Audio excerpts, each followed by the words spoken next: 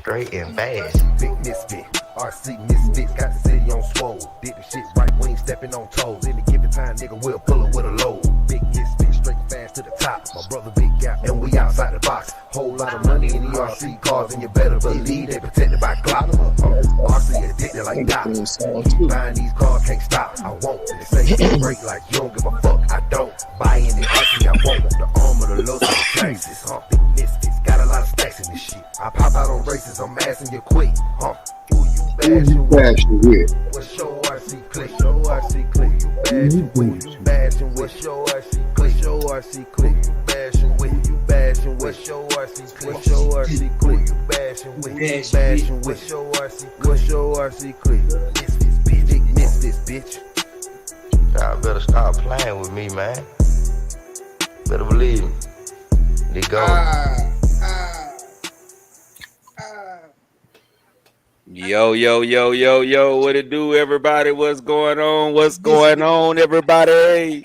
Sunday night RC live chat, baby. Wipe your feet before you come into my house. Smash the thumbs up button. It is absolutely positively free. This is a beautiful Sunday, man. I hope each and every last one of y'all had a blessed day today, man. We finna get this week started right back off, man, and get rocking. So this is a great night to talk about RCs, man. We are in the building. What it do, fellas on the panel? What's going on? What's up? What's going on, everybody? Man, what's good? What's cracking? It's another day. Mm-hmm. Yes, so who we got in this chat thing, man? We got my brother Dion Freeman in the building. We got Zarek D Racing in the building. We got Brandon Singleton in the building. We got Seema Dragon. We got IDJC. We got Sergeant J. We got Caleb Perry. We got Facebook user right here. We got Big Trev in the building. We got Justin Jacoby in the building. Yes, sir. Let's get it. So today, man, we got a few topics to talk about first. Talk about today. Today is a day for everybody who want to get their cars shown. They didn't get a chance to show their cars yet. Send me the cars via Facebook, and I can pull them up. We're gonna take about 15 or 20 minutes later on in the show to show everybody else in the chat love for the people that's not on the panel. So y'all get those videos to me. Those photos to me. I have a few already. But for anybody else who want to get their cars showed on the stream, send me those cars ASAP via Facebook. Got my brother Deep Voice in the building with that 5,000 kilogram servo. Got my brother Chris Miller in the building. What it do, everybody? Facebook user. So yeah. So tonight, man, we're gonna start the live stream off tonight. We're gonna be speaking about used cars for beginners and just used cars. Period. Trading and buying used. That's what's gonna start the chat off tonight. We're gonna try to. Everybody has their own opinion about certain things, so we're gonna that's how we're gonna rock out. Some people have a difference in opinion of certain things, and that's how we're gonna rock out, man. So first of all, we're gonna start it off with buying used or trading for a newbie. So recommended things and things to watch out for the newbies buying cars. Because I know it's totally different from a newbie buying a car to a veteran. A lot of veterans, they just want the car. They really don't give a damn what's wrong with it. Because it's easier to diagnose because they've seen a lot of the problems. So gonna get into it, man. Anybody want to start off? Yeah, I'll start off. I think for a newbie coming into this hobby, if it's not a person that you know already, that's kind of bringing you in under their wing, that's gonna kind of teach you about the car, stay away from it. Stay away from used.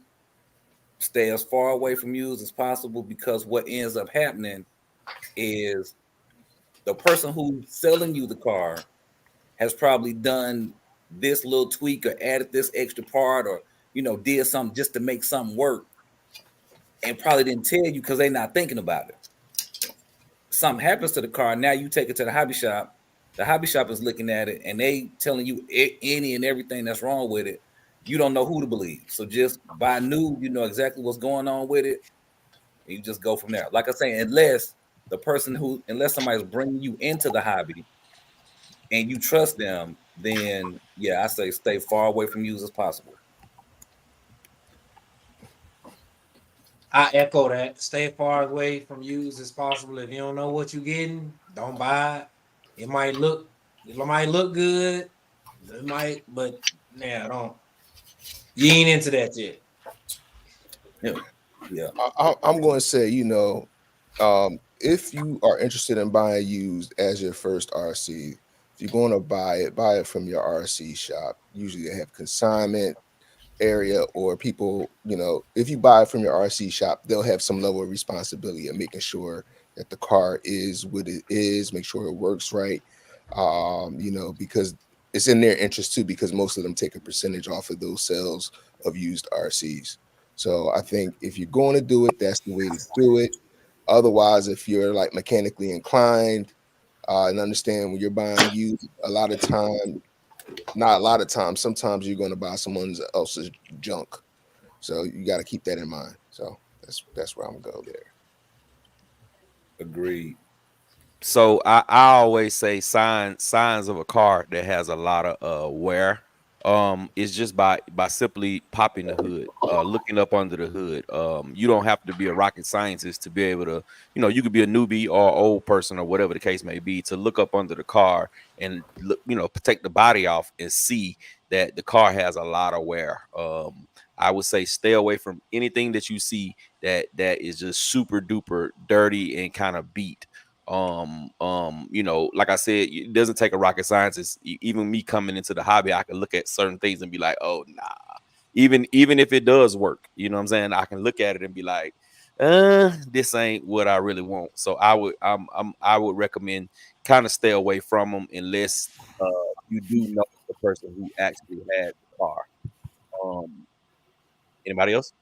For some, I would add, man, look at the bottom of that chassis. All these metal armor cars, you can tell a lot. You can see how long.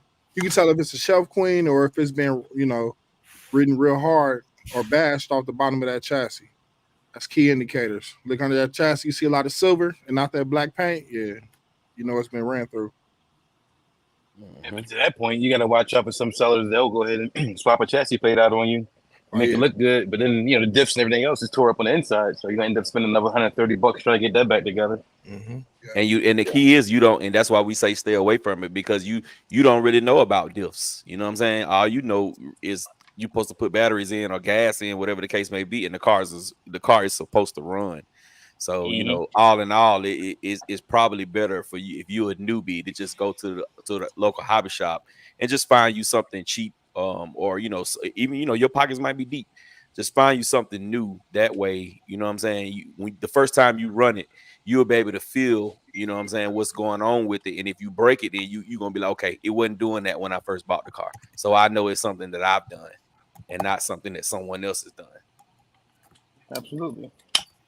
So with that being said, for let's speak on buying and trading for guys, period. I'm a firm believer in seeing what I buy before I purchase. If it's not coming, if it's a used car, sometimes you see hella deals on Facebook Marketing. You like, man, that's a good deal. Let me get him to just send me that car. But me personally, always in the back of my mind, I always be thinking like, man, now if I get him to ship me this car and it come to me and it's a box with nothing but rocks in it, I'm gonna be pissed. Or if I pay $250 for it, if it get to me and I gotta invest another $400 in it just to get it back running right, then I could have just bought one. You know what I'm saying? So I would, me personally, when it comes to buying cars that's used, if it's not a reliable person that I've been rocking with, or I've seen him sell things or whatever the case may be, I kind of stay away from it, man. I gotta see it. Yeah, I'm with you on that, because you just never know. You just never know. And depending on, and I'm one of them type people where if I bought it used, I want to run it soon. I don't want to have to order more parts for it, or I don't want to go through them changes unless I know coming into it that is missing parts versus, you know, like I got an FG. I knew going into it I was gonna convert it from gas to electric. What I didn't know that the front was binding either in the belt or the front diff. When he didn't run the car, but he put on the stand, started it up, did a couple little things to it. All the wheels moved forward. I didn't think it was an issue. Well, I got surprised, and then I was disappointed. So yeah, you just never know. You just never know. I'll say when buying a used car, part of it, you know, sight unseen, is a couple things I assume. My strategy is to get into my used car salesman mode, get it for as cheap as possible, negotiate as cheap as possible, assume the worst when negotiating. You can look at the pictures, and the pictures indicate that, you know, you don't have to be a rocket scientist. If it's dirty, all right, I'm taking money off of that. I don't know what's going on there. You know, I ask the right questions. Tell me about the diffs, because then let's just say if you're doing like a Facebook or through Messenger type of a deal, you're going to pay through PayPal goods and services. You ask what's wrong with the car in your conversations. That way you can use it if there is something wrong. You can go back and say, well, this guy said all the stuff was right with it. Here's the conversation. When I got the car, XYZ was wrong, XYZ was missing. But it's a little, I don't know, man. I kind of overcomplicate things in my head, but just to keep it simple, get the car for the cheapest that you can get it in the condition that it's in. Assume the worst so that you can't be upset if you do get it and it's messed up. Well, you know, I got a Creighton 6S and I paid $200 for it used. Okay, well, where are you going to get that from? Yeah. In real life, where are you going to get a RTR Creighton for $200? And then you find out you got issues. You can't be mad about it because you only paid the price of a roller for a RTR. You Right. That's kind of okay. put things in perspective when you do this stuff, you know. But if you're expecting to get a fully functioning running car, you want to touch it, you want to feel it, and it's kind of hard to do those deals unless it's people you've done business with, all on Facebook or wherever you're doing your deals. Right. That makes sense. That definitely. The price has a lot to do with it. If you, like you say, if you got a Creighton 6S Creighton for $200. At this stage of our experience, you know something's gonna be broke on that car. Like, it's no question about it. And they might, oh yeah, it's pristine, you know, but like you say, you know something, like going into it, you know something is up. So yeah, I'm with you on that. Yeah, and I like I said, apply that strategy. Just assume the worst, and that's how much you should pay. You set a market in your head and say, look, that all I'm paying is $350. I don't care if it say $400. Stick to it. Negotiate, go from there. What do y'all think I paid for this one? This was used. You see, I got a couple little things wrong with it, but what do you think I paid for this one? 180, 230. Somebody traded it in for some work you did on for him. Nah, I got it for $100, man. There you go. Nothing wrong with it. I mean, you definitely got deals out there. I got my talent roller for $80. Hey, I remember that. I seen that one. Hey Ted, but you work on them though. You know what I'm saying? For a newbie coming out the gate, you know, $100. Yeah, that's a steal to them. But then they go down the street and then it start clicking. Yeah. And you know what I'm saying? It's something as simple as you got a diff in a toolbox somewhere that's already rebuilt that you can break down, throw in there, and then you got you a, you know, nice little limitless speed run car. Or throw a spool in. I'm just saying, but for $100, like, I don't think you really go wrong as long as everything's there for the most part. Like, you got the wheels, you know, the chassis there, the dog bones there, they're good. You know, if the diffs are the only issue, I mean, you're definitely still in it cheaper than going to go get, you know, a brand new one. And I apologize because I know the part I forgot about the whole question is we're approaching this from a newbie perspective, not from a veteran. No. You was right because we moved on. I did ask questions from a veteran, from you know, just a person who knows RC standpoint. So you know what I'm saying, you know, you was on point. Hey, everybody in the chat, make sure y'all hit the thumbs up button, man. We got 49 people in the building. Wipe your feet before you come into my house. Smash the thumbs up button. Hey, and some of y'all comments we're not reading as of right now. We're trying to get through our topics first. And then once we get through some of the topics, we'll go back and read some of the questions. I see a lot of good questions, especially from this Facebook user.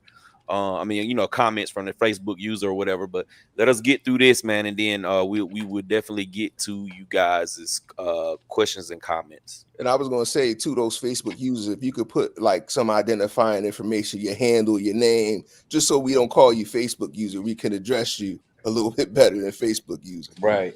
Because right now you just Facebook users to us, and you also can go into your profile and make it public, and that way we'll be able to see your name.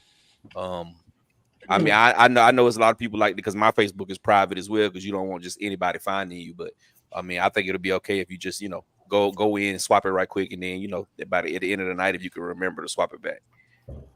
But yeah.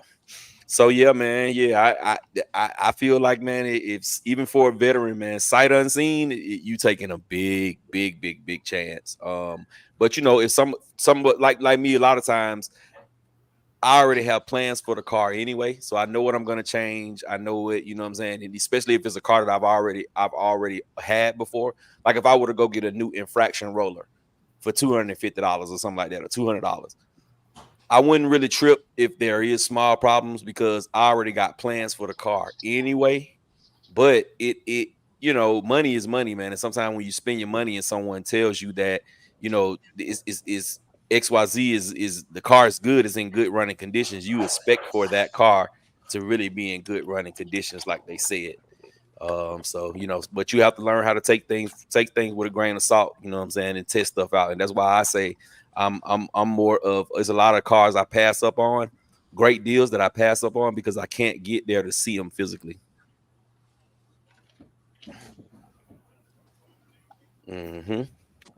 So yeah. What was the next topic, y'all? I forgot. Doing all that talking. All right. Well, let me catch some of these comments, and that way we can stay on here.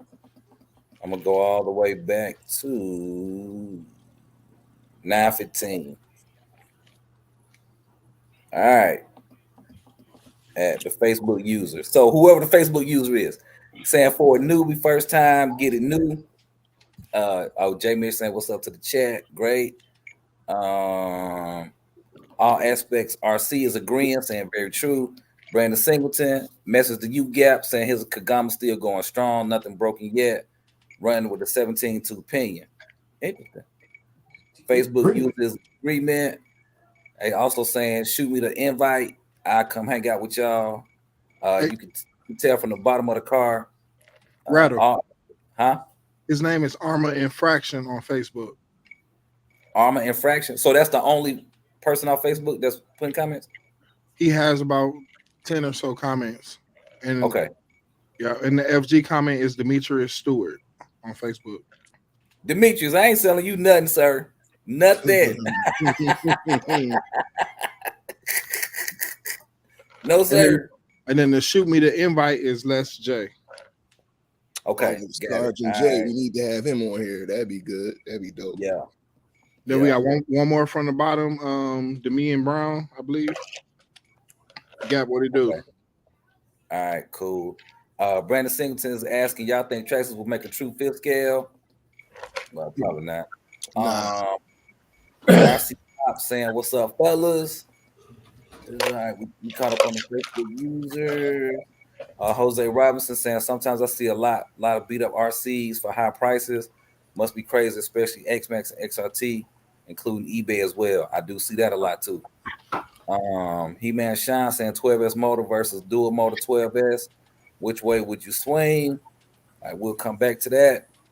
Woo Diddy's in the building. What's going on? What up? What it do? What it do? Brandon Singleton saying, I didn't know that Armor Gorgon could take a lot of power. Yep, it can. It can. Deion Freeman saying, what's up? Gap panel and chat. Wild RC, wipe your feet at the front door. Visit for a while and subscribe on your way out. At the back door. I like that one. Eclectic, what's going on, man? Welcome to the chat. Sir Thizzle in the building. What's up? What's up? What's up? What up? Chris Miller is asking, how long does it take for a person to be an RC veteran? Hey, I don't know. It just depends on how deep you get into it, how fast. You know, you got some people who get a car today, they might not run it for a year or two. And you get somebody who get a car today, they break that down, redo it, you know, dig into it, the expert. So it just depends on how fast you what your learning curve is like too. So yeah. Any other comments on that? Nah, I think you caught them all. I think you caught them all. RC bet it's not about time, it's about experience. You know, you could, if you get 20 RCs and go through them things in 3 months, you a beast. You know what I mean? Right. Right. K Brown says good evening. K Brown in the building. What's cracking? What's cracking? What it do? What it do? What it do? All right. Eclectic is saying you should tell Facebook users to come over to YouTube. That's not a bad idea. Charles Green. It's a view. It's a view, regardless. So, you know what I'm saying? We need those views. We need those views on Facebook so we can be monetized on Facebook as well. So, yeah, we need those views. We need them. Yeah, Charles Green. All right. So let me go ahead. All right. Yeah, Charles Green says new only. Shop boy. Anthony Johnson is in the building. What's going on? IDJC says, but a cheap car that breaks, get your wrenching skills up. That's true. It'll get your mind right real quick. I'm not sure who that one is. Big Easy says, what's good, panel? Happy Sunday. Same to you. Same to you. Brandon Singleton's asking, do people drag race small scales or see like 12 and 18 scales? Yeah, somewhere. Orange Man in the building. What's going on? Orange Man, what it do? Woo Diddy asking, how much do you love your cars? And then Dirty Dog Hobby says, what's good, RC fam? And we got one more. Matthew Senior says, just like this newbie looking to buy, users new selling, trying to get their money back, especially from Traxxas batteries. Ooh. I think that's a good thing to talk about, setting your expectations when you're trying to sell something. Yeah. That's a fact. That's discussion. Yeah, that fits perfectly. Sorry, so let me ask y'all this. Let me ask y'all this question. So for a newbie getting in the hobby, which car would you recommend for to them if they had an open mind, like they didn't care whether it was on road or off road or whatever the case may be? What's a good car that you would recommend to them and why? One at a time, please, if y'all don't mind. All right, you answer it first, then, sir. All right, y'all want me to go first? All right, so me personally, I would say go with a Granite 3S. And the reason why I say go with a Granite 3S because it's very durable. It's not gonna break the bank. And you can do a lot with it. It's not really a good racer, but everything else it does well. As far as, you know what I'm saying, bashing, learning how to hit backflips, learning how to jump. It's a really small learning curve with the Granite 3S, especially the newer versions that come with that newer SLT3 remote, not that old one. So Granite Armor Granite 3S would be my truck to recommend somebody. I like that. I'm gonna say, me personally, if you just coming straight from like the Target and Walmart RCs, I think one of the best first RCs is the Rustler VXL. It's the 2-wheel drive 3S. Get the brushless one that gives you a learning curve. It'll come with the nickel caddy pack. You could run that. Then when you ready, you could put the 2 and the 3S in there and be going 60 like next week. But it's the easiest car to learn on, the most widely available parts. If you do break some, they are very durable, and they are fun as hell. They are fun. So that's what I'm gonna go with, Rustler VXL. So I'm gonna go with the Armor Typhoon 3S. I think that's a good car to teach you to stay away from the curves because it's an open wheelbase. You can run it 2 or 3S. You know what I'm saying? It's gonna be pretty quick. I think at a 2S you probably hit like minimum 35 miles an hour roughly on the stock gears. You could put a on-road body on there or whatever. Change it up, whatever. Put some off-road tires on there. I guess it's pretty versatile. So that would be the car I would choose. I would tell them Red Cat. Oh yeah. Look, if you don't want to be in the hobby long, no, you know I'm not gonna say that. You know, we knew that was coming sooner or later. The night wasn't gonna go past without nobody catching you like that. Go ahead, Rattle. now I would actually say any 6S armor, simply because you can go 4S with it, you can go 6S with it.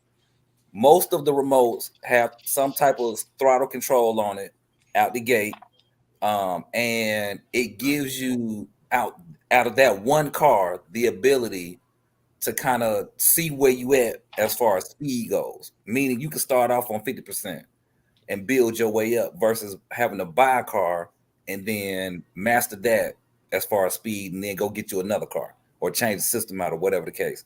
So yeah, I would say any 6S armor, and then you figure out if you like street better, if you like off-road better or whatever. But yeah, I would go. That would be my advice. I would say the 4S lineup, the 4S Outcast, 4S Creighton. Similar to what you saying, Rattle, it gives you that 4S, 3S capability, but not on a very higher, high speed, that much torque and power. Because for a newbie starting out, that might be too much, but it's a fine line. Still gives you that power, still gives you that bashing ability, and durable, and not as difficult to work on as the 6S lineup, I would say. That's pretty much it. You don't think so? I mean, for me, I think that anybody getting into it should go back to the old school ways where we had no instant gratification. You bought a car, you had to take it home, you had to build it.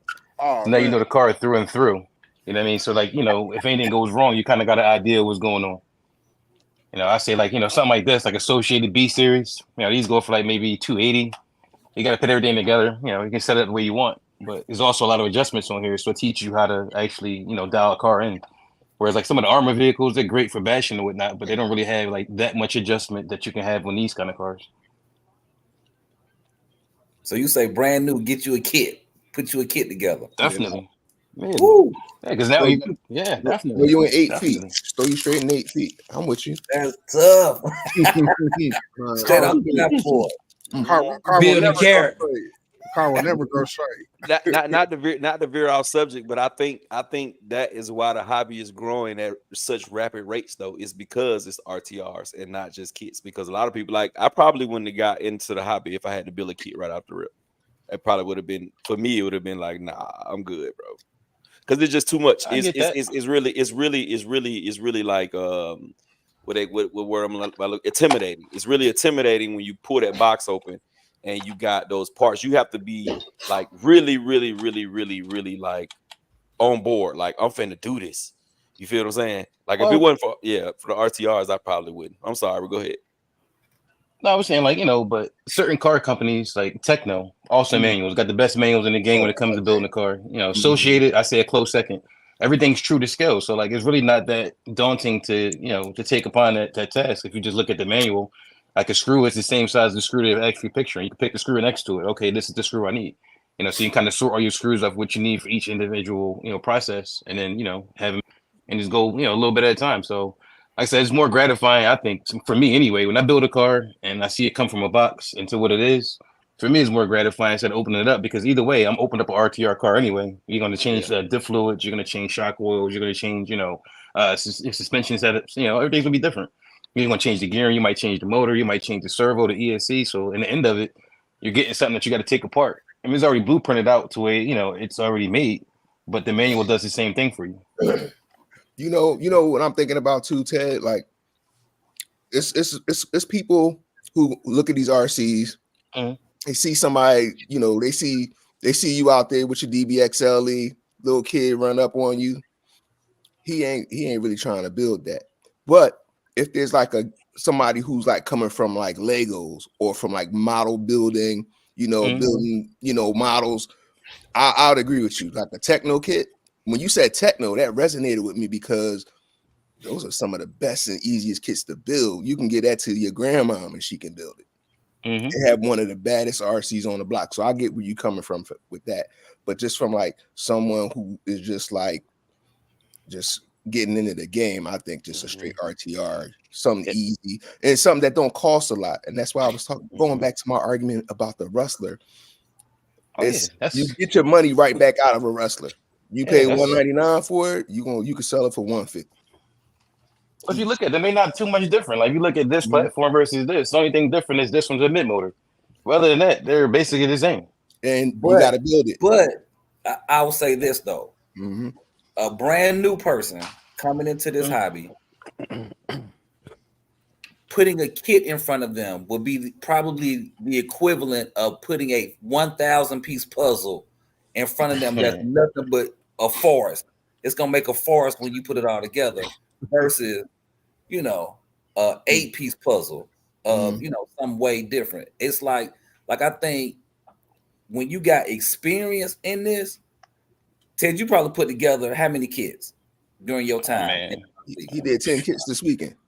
Nah, Right. I haven't built one in a while, but at my height of things, I was doing like 2 kits a day. I was selling on eBay. I was selling a whole bunch of like rock crawlers. So I was building them out at nighttime and just putting them on eBay and selling them. So I definitely do have a lot of experience with kits. I'm not gonna say that I have the same perspective as somebody walking into it new. But like I said, at the end of it, how do you really know what's wrong with your car now? And you get swindled when you go to the hobby shop if not on the up and up, or you're dealing with somebody on the street that may be fixing something for you. Now they want to charge you for something that you may not necessarily need. So when you get your kit and you know what's going on, as far as, okay, I put this together, I know that these parts are moving and I hear the noise coming from here. I have an idea what it is. So now I can sit here, okay, I can open it up. Okay, this part is broken. You're not intimidated by the car now because you've already put it together. You know it in and out, top to bottom. But I get it though. Yeah, the person has to be inclined to something similar. Like let's just say you Ted, prime example. If your alternator goes outside in your car, what you gonna do? I'll go fix it. My point exactly. My point exactly. If your fuse box in your garage busts and you know it ain't nothing but that little DC amperage that you got to pull out and put in, you're gonna do that, right? Oh, for sure. But everybody's not like that. You feel what I'm saying? Some people they're gonna say, nah, I'd rather just take it here and let them charge me $1,000 whole when he could have bought the part for $100 and changed it for free. You know what I'm saying? So it kind of ties in with being inclined, like what Jamie said, Rattlecan said. If you got a person that's used to working on puzzles, or you got a person that's used to building model cars, okay, a RC gonna be a cinch for him. A person who work on real cars like Doc, who can break down a real transmission and rebuild a real transmission, a car to them, they're gonna get more excitement out of building that car than actually driving it. You know what I'm saying? I get it. I get that. I'm not saying it's 100% right in the theory that I have, but no. It's all opinion, bro. You are entitled to your opinion. That's what this is about. Opinion. But for me working at the hobby shops and stuff, and I see people buy RTRs, I see them in the shop more than the people who actually take the kit route, because the people that buy the kits, they be like, you know what? I understand it. The people that buy the RTRs, they coming in. I smacked it up. What's wrong with it? And now you're looking at me to guide you through the whole entirety of your journey to fix your car. But here's the question, though. Most of the people that's buying the RTRs that's bringing it back, are they new to it or are they experienced to it? Most of the time. The experienced ones really don't come back, but people that's coming into the hobby like brand new. What can I get? What can I get? You know what I mean? We recommend a car, give it to them. They out there, they crash up because they always want to. They see the videos, and that's another thing too that's kind of misleading. Like a lot of you guys have videos out here, right? And you guys are further advanced in the hobby, so you might have somebody doing speed runs, you might have somebody who's doing track racing, you might have somebody just bashing, whatever it may be, right? But your handle and the control of the car is so much different than somebody coming into it. So now they see all this stuff that is on YouTube or whatever like that, and they're like, "Oh, I want to go do the same thing," but you don't have the control. Yeah, like Rattlecan videos, they're very deceiving, man. Because he go out there and he'll send the cars like 75 feet up in the air and land it perfectly. And then somebody watch his video, then they be like, okay, I can do that too. I can jump my car off this house and land it on that house and make it bunny hop, do a double somersault front flip and land on the mailbox. You know what I'm saying? So y'all go check out Rattle Channel. You'll see them setting them 75 foot jumps. I heard the things don't move. Go ahead, Doc. Doc, right, so my pick is the Armor Gorgon. Okay. Cheap. I like that. Come with a charger. And it's not just newbies getting them. You got pros getting them, because I got me one on order. Nice. Yeah, he was talking about they got a So program kit. he just basically told y'all that he was a pro. Mhm. Yeah. A couple joints ago, right? Well, it might have been in November. We was talking about you can get the Gorgon as a kit. Mhm. Yeah, you That can. is like, that's the best of both worlds. What we talking about, and what Ted is talking about, you could buy an entry level kit just to put it together, build it yourself, see how it works. And when it breaks, you bring it to the hobby shop, and I'm there. And you want to trade it in? I'll take it off your hands for $70. Not a For the problem. low. Oh, For the yeah. low. Huh? I'll be mad right with you. Oh man, you broke it already. That's crazy. I'll give you 70. That joker getting 6 cents. Yep, exactly. But also, Right, like even okay. with RTR though, just to touch base on this one more time. Go ahead. But even with RTR, you giving somebody something out the box, and they got expectations of what it is, especially put a number on the box, right? So if it doesn't perform, because not all motors and ESCs are created equal. You can have the same one, like we can have the same exact setup, same exact gearing, same exact car. You can build my car for me, and your car can be faster than mine because there's a variance in the KVs or whatever like that. But like I said, it's just what you're getting out the box. Like for me, I think like kits are going to give you more of a step above than what you would get out of an RTR because they kind of focus more on upgrades out of the box versus you having to buy them and just getting like the electronics that you really don't want anyway. Because 9 times out of 10, how many cars you have with stock setups in them? Not many. None. Well, one. Well, no, 2. I take that back 2. See, but here's the kicker. Here's the kicker though. Like you said, now you can be a mechanically inclined kind of person and you can build you a kit, but you still got to listen to what somebody tell you and what to put in the kit. You feel what I'm saying? To make the kit perform. Because if you buy a techno truggy kit and you go get a BL2S system and put it in there, it's not gonna perform nowhere near as if you would have just got a 3S Rustler 4x4. You see what I'm saying? I got you. It's all give or take, man. Hey man, we got 70 people up in the building, man. We need to have 70 thumbs up. Wipe your feet before you come into my house. Rattle, let's catch up on these. Y'all keep talking. We keep talking about it. We're gonna let Rattle catch up on these comments, and then we're gonna go on to the next subject. Where we stopped at? We stopped at, I think, Woo Diddy. Where you stop? Oh no, because you said what's up, got with everybody on the panel. No, you didn't stop right there. You stopped at. I'm gonna start with Deep Voice at 9:37. All right. You see it? Go ahead. Okay. Deep Voice saying I started with the Granite 3S. Kevin, I don't want to kill your last name. Saying I saw you working on the DBXL. He said that's nice. This Facebook user says peace, guys. Yep, peace to you too. Kevin is back saying I just refitted mine with the Vitavon body. Well, spending that money. Nice. Fiber. Yeah. Interesting. What? I say this and then we'll get back to reading. Once you put a Vitavon part on there, the value of your car went from $8 to $8,000. Boy, they not cheap. Come on. That's what you say. I got $1 million bike over here. Your bike is $2 million, sir. Hey, you and JB. Both of y'all got them expensive bikes. Right. Because I looked up them Vitavon rims. Parts, man. I ain't gonna lie to you. I like the best parts. I don't want no bull. Well, I looked up them Vitavon rims because I was like, oh, you know what? I might pull the trigger on something. They're a Honda, unless you're getting those spokes now. Those spokes is 70 and 80. 70 a piece, yeah. The one piece ones are like they 40 bucks, bro. The solid metal runs, the ones I got, they was $46 and $48. So less than $100 for both of the rims. Yeah. But the Trill ones, they're about $100 for the wheels, but then you gotta buy the spindle separately. So it's about $140 for that. Yeah, and that other brand, the brand that I showed y'all in the chat the other day, they come with the spindles in it, and there's only 44. Yeah, for both or just for one? For 44 a piece. Yeah, so about $88. Yeah, $80. That's not cheap. You gonna get some solid aluminum wheels for. But that's how much Yeah. you're gonna spend on a set of foams or a set of tires anyway on something that you got anyway, Rob. Yeah, I'm gonna just leave the Losi rims on there. I'm all right with that. He said, "I'm gonna leave them on." Yeah, It's I'm gonna all sit right on the with shelf anyway. Oh, that. I'm fine with it. right next to the red cat. Right next to All right. RR5. Yeah, exactly. Right. Coach D says building the kit isn't for everyone. I love it because I've raced off road. Not everyone gets into that side of the hobby. Now that's true. That's true. Never Stock RC says, "What's up? Hey, welcome to the chat. We appreciate What's going on, you, brother? Hit that like button, brother. That's it." Kevin says, "I'd love to try a kit, but a basher kit." Huh? Interesting. Let us know how that turns out. Techno kits. You can bash. ET48, MT410, SET410. Any one of them are good.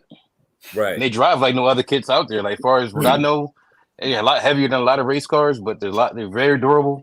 And like my SET410 I had back in the day, that was like my ultimate short course truck. I don't think it was another short course truck out there You on camera now? that Look, can come on, that can compete with it. She tried to hurry up and get out of there. She said, "Pew," she shot by. gotta come see what's going on. Yep. So But I was said, gonna "What's say, up?" Reese, Mr. Ted said hi. But I was gonna say another option too would be one of those about 80% builds, you know, the ARTRs. If you don't really want to get your hands too dirty, you could put your own electronics in and it's ready for you. Or there's nothing wrong with getting a limitless either. Just, you know, put whatever you want. But you said off-road. I mean, so but these right here are super simple to put together. Yeah, anybody can put this together. My girl put one of these together. She never touched a wrench in her life. I got it to me if y'all wanted to put it together. I know y'all like doing it. Is that because you coached her? Did you coach her on putting it together? Nah. Or she just sat down at the table and went to work? Listen, I provided her with, some of this stuff right here. And I gave her the manual. I said, if you need anything, help me, I'll help you out. But other than that, I want you to read the manual and see what you can do. She went through the whole thing and she was like, this isn't that hard. And then she got it together. Only thing I really helped her with was installing the motor and getting the mesh and everything set up for her. Other than that, she painted the body herself and everything. The paint part, that's easy. Some people don't like the paint, but no, but look. Time out. Pause. Yeah, flag on the play. Let's go to repeat now. This for both of y'all sides of the question. This is for both of y'all for the whole conversation with you builders and you painters. You know what I'm saying? Everybody don't like the doggone build. Everybody is not a builder. You painters. That's what she did. Everybody don't like the paint. Everybody is not a painter. I get it. No, I understand that everybody does not like to. What I'm saying is, it's actually easy to do. You just got to be. It's about patience. That is 1000% about the patience. If you can put your patience hat on, you can come up with the next part. The next is patience, then execution. And all of us ain't patient yet, and all of us don't execute. But the best thing is, though, if you mess up, you could do it all over again. You could try it again. It ain't like it's the end of the world if you mess up the paint job. Yeah, that's a new basher body, and you just go get another body and go at it again. I ain't the best painter in the world. Once in a while, I'll do it if I have to. Otherwise, this one of the first bodies I've ever painted. You know what I mean? This is like maybe third or fourth body. Ain't nothing super special, but it's definitely just something that you can say. Just take your time, playing it out. That's the main thing, planning it out. Yeah, you're right, bro. But after you spend about 3, 4, 5, 6, 7, 800 on bodies and you keep destroying them, at some point you have to realize that this ain't for me. You ain't the paint. Yeah, this is not for me. Like that's just like saying if I keep building these kits and every time my diffs in the back just keep breaking. Obviously, I got it in there backwards. I did something wrong. So this might not just be my cup of tea, but it is what it is, man. Come on, Rob. Let's catch up. Yeah. All right. Never Stock RC says, you guys ever have problems with your XLX2 power wires coming off board ever? I did, and Castle didn't warranty it.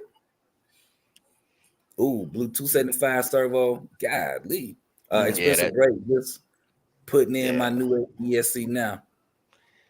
No. I was supposed to be in the live stream on Thursday night talking about that, but keep it moving. I heard of it happening. It never happened to me, but I ain't gonna say it never happened.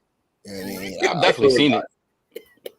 I've definitely seen it at the hobby shop, especially with like the Creighton 8S's and the Outcast 8S. For some reason, they just were like desoldering the power cable off every time the positive line. It Too seemed much like power, Kessler, too much heat. Mm-hmm. Well, that's like resistance. You know what I mean? Like you get too much resistance built up somewhere. it seemed like Creating that Kessler heat. turning into the Audi 5000 of today. Like, good Hey, grief. wait. We're not going to do that. We're not going to do that because it's always lacking some accountability. We don't know. I don't know what that guy was doing. I don't know if he had a 1700 with his XLX2. Trying to bash. What kind of batteries he was using. Don't know if his gearing was too crazy and he going up and down and doing stuff. You do some stuff, everything gonna break unless it's hobby, Wayne. Yeah, You know, running a even Delta hobby on Wing air had motor on the sensor. That'll Mhm. set them on fire. Yep. It's If you a run lot it of combination, bro. exactly. If you run it just right, it'll still set on fire. If you run it censored, but you got the motor wires in backwards, you asking for a fire. I don't know if that's what you did. Like, you know, people just plug in stuff because it's supposed to be plugged in, and people don't mess with this. I don't know. I'm not trying to say it's all user error, but I'm sure at the end of the day, if you got a receipt, you know, Castle might take care of you, even if it's a non-warranty replacement. At the minimum, they're going to do that for you. But it's hard to tell. You know, we don't. Everybody, this is not for everybody. Castle's not for everybody. You know, I heard that they was trying to do a partnership with the Boy Scouts of America, some dealing with fires or something like that. You know, that's what I. That's what I heard. I mean, I had it running one time. Like I had my infraction set up. I have running with a Castle 1512 2650. It ran good. You know what I mean? I was like, well, I'm gonna see how it runs. I ran it on 4S. That was fine. I was like, all right, step it up 6S. And I went to 8S, but I never changed the gearing. So it drove down the block just fine. But the moment I laid a load on it, I just saw a fireball come down the block. Woo. Yeah, that part. Sir Thizzle said you could tell when somebody got in the hobby by how comfortable they are with building the kit. If you old school and wanted in the hobby back in the 80s, 90s, you had to build it. I've heard that before too. Yeah. I've heard Trex that. is the one who made that popular for RTRs. Yeah. Shout out to Cat. Shout out to Traxxas. Yes, definitely shout out to Traxxas. Because boy, if I had to get in the game on kits, but it would be why y'all would be on here. We'd be on the live stream talking about something else. And them kits used to be crazy expensive back in the 80s. Like 350 was a lot back then. You know what I mean? That was yesterday's money too. Yeah. Akron RC says kit is a lot for first R, or it's a lot for a first RC. Yeah. Coach D saying, what's up, the sergeant somewhere? Philly Sword. Hey, what's good? Hey, welcome to the chat. What it do? Sir Thizzle in the building. He said, I love kits. I got in the hobby in the 80s. Really? Yeah, his ass old, bro. I did not think that. I didn't think he was that old. Yeah, he probably like dust. Like dust. Hey, don't let him do that to you. Don't let him do that to you. You know, just beat him up next time y'all see each other on the track. Just I ain't got to do nothing but run. He ain't gonna be able to catch me. Reeds RC was saying, what's up? What's good, fellas? Kilowatt RC says my son is 7. He started out with a Traxxas Max 4S when he was 3. Nice. That's a first car, boy. That's a fantastic person. Yo, what up, Kilowatts, man? You out here killing it with that dual motor. Dual motor 5B, killing it, my brother. They got to do a motor. Hey, post it in the chat, Kilowatts. I never watched this video. He got he got the speed run drawn like 130 miles an hour. Oh, yeah, post them in the chat, man. Post your videos in the chat, brother. Yeah. I think it's that Losi he got, but man, I can't wait to get them foam tires, man. Definitely can't wait. The bad weather kind of delayed the delivery, but the fifth scale tires, y'all check them out. Red, you don't have bad weather, sir. That's horrible. That is horrible. Yeah, that's crazy going on there. Sheesh. Kevin says it saddens me that folks can't or won't try to fix their own rigs before they take them to their local hobby shop. It's great for the hobby shops. Yo, y'all gonna pay $20 for some A-arms. They're gonna charge you $70 to put them on. Keep on doing that shit. Man. Keep on doing it. Support your local hobby shop. That's it. But I will say this though. I think a lot of times the cost of the initial investment hurts a lot of people. Because think about it. You're buying the car, you're buying a charger, you're buying batteries. That's just to go drive your car. You ain't broke nothing yet. Then you go break something. Now you got to go buy a whole new set of tools that you didn't anticipate. So I think a lot of people are, they probably getting into this hobby with a shoestring budget.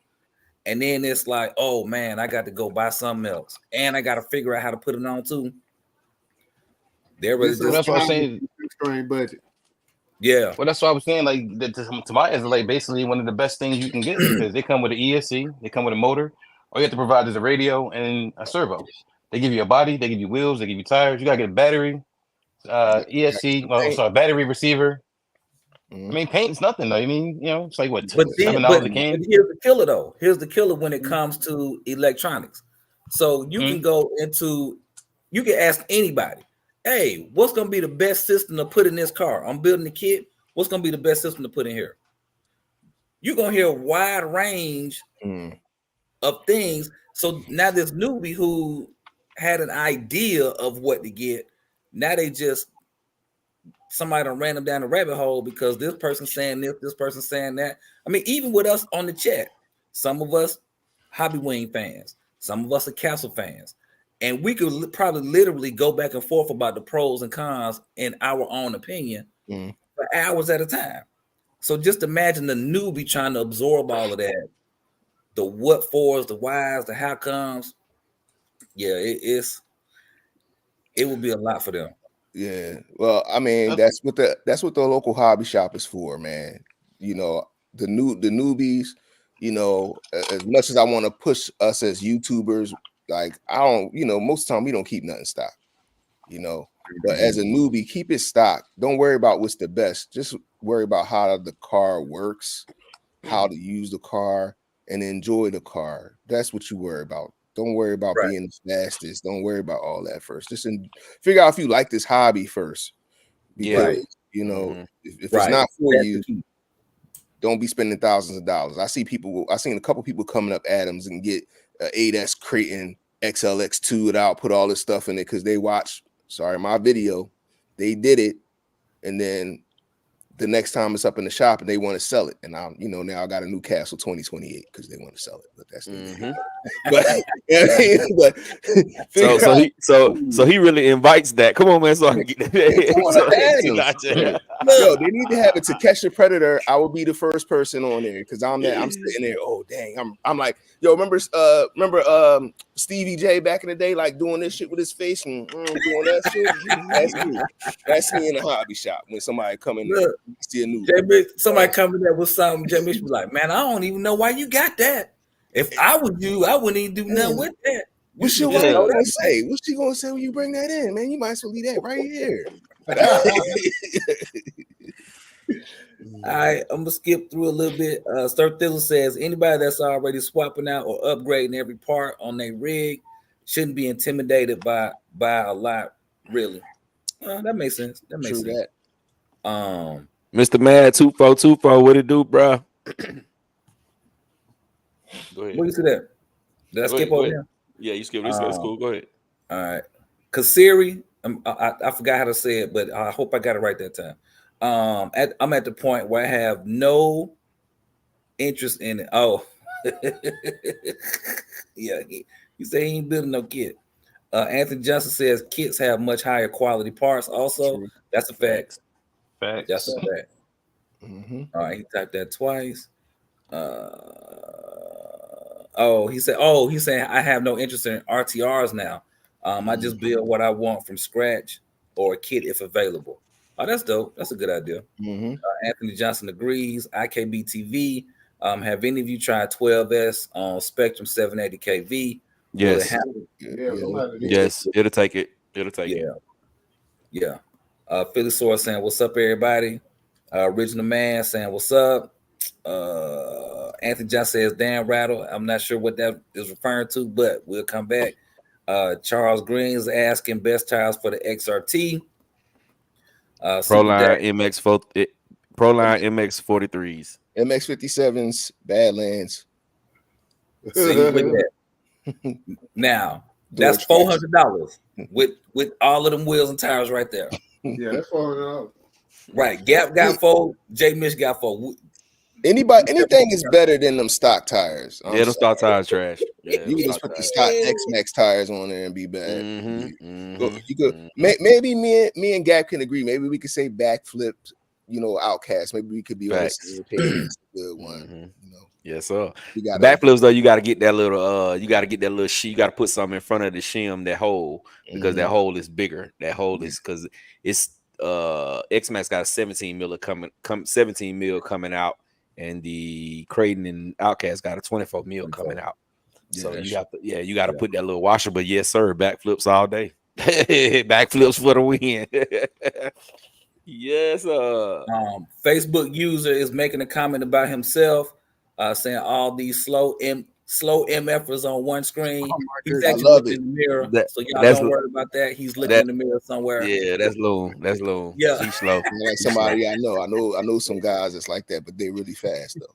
Yeah, Right. yeah. He's one of them. He fast till you get him in the Yeah. grass. You get him in the grass, he's slow as hell. Yeah. He'll race me 1,000 times in the street. He ain't gonna race me in that grass though. Or if you gotta turn the corner. Brandon Singleton saying ain't got time for the building. He's not doing a kit. Deion Freeman says I changed my MT410 into a ET48.3 Techno. Also, I have an EB48 2.0. Nice. Kevin is asking, you boys got your wives running any rigs? My wife digs it.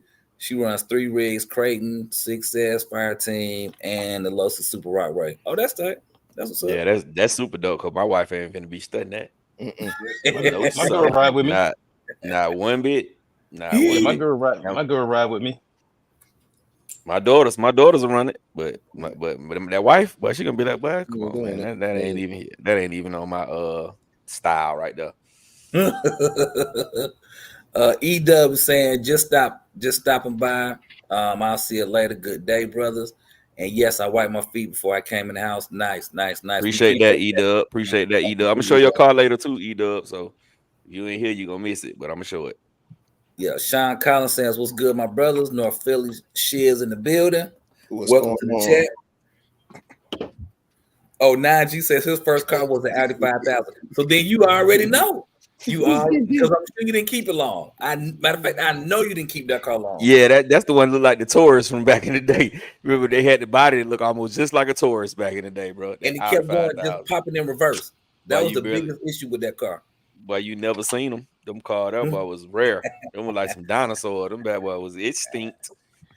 Never Stock says, thanks, guys. I appreciate y'all. I had 1100 kV, QS8, stock gearing, belted tires. Oh, he's explaining what took place. Sean Collins in the building. Speaking of Phil, Dirty Dog Hobbies saying my Creighton 8S almost burnt down. That's a common story there. Dave is responding to Kevin, said my wife won't, but she don't want to. Because she don't want to break them. I tried, but she like to watch. Oh, that's what's up. Never Stock just seems like it happens a lot from what I see in the forums. I'll be going to Hobby Wing if this happens again. All my other eight RCs are all Hobby Wing now. Castle needs to step their game up. Interesting. Never Stock says the CNHL 10,000 milliamp 120 C4S lipos Innovations RC edition is what I was running. By the way, that clear associated RC10 OG clear buggy looks hella dope. There it is. Justin is asking, what do you charge to paint a 5th scale body? Eagle 5T Grail body, just 2 colors with ghost flames. Hey, just message me. And we'll talk about it. 500. Send it to Got Reviews A to Z catch up. E-Dub says I started out just like that with the glass E-Revo. Ooh, yeah, no comment on the E-Revo. I prefer wrenching more than driving, but me being fairly new would have not gotten to the hobby if I had to start with the kit. Yeah, that's it.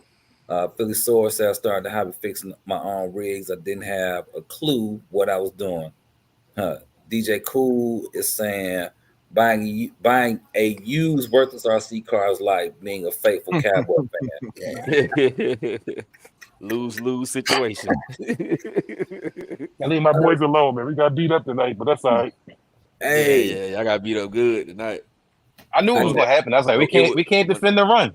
Yeah, we when it was can't 20, defend those triple slant. When it was 27-0, I was like, "Ooh, let me turn this channel. Ain't no need for me keep watching this." Look, they might I knew make it was a gonna comeback. happen. No, I knew it was gonna happen. I said that all week last week. I'm like, they gonna lose. Kilo White saying, "What's up, fellas? This is cool. What you got going on? That's Big Reg. Put me on to the fire stream. Nice. What's Thanks up, for brother? joining. Thanks for joining.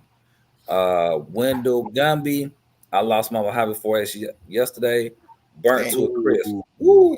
Lipo fight. Ooh, lipos, man. Was that the one I saw on Facebook? Messing with that plastic, fantastic. I'm good. Yeah, I think I seen that on Facebook. He was in the middle of the field when the joint and see, burned then down. that 4S Mojave body will get kind of stuck sometimes, bro. So it might that have was one started of the main burning issues. and it got stuck, and he couldn't get it off, bro. And it probably just went up in flames. Oh man, I'm sorry to hear that, Wendell. Yeah. Big Head said, "Oh, go ahead." I said it happened to me too. I couldn't get this body off. The FG body, crazy. What body is that? That's the FG body. Yeah, that was the Audi DTM. You burnt it up. Yep, you know how. Power hobby batteries, bro. And the Castle ESC, huh? It was the batteries. I mean, it may have or it may not have been, but I'm just going to say the batteries. Not confirm nor deny that.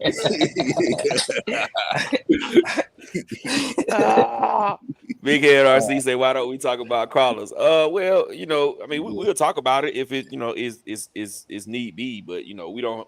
I know me, I don't have a whole lot of crawling experience. I do know how to crawl. It's pretty fun, but I mean, we just talk about RCs, man. If crawlers come across, we'll definitely talk about it. Yeah, I had my phase with them. Yeah, I tried it with them. I don't know. I just kept one around just in case I actually do it one day. A group of people and some water and rocks is fun, bro. I ain't even gonna cap. Yeah, you don't need that much space. With some water and some rocks, man. It's fun, bro. It's fun.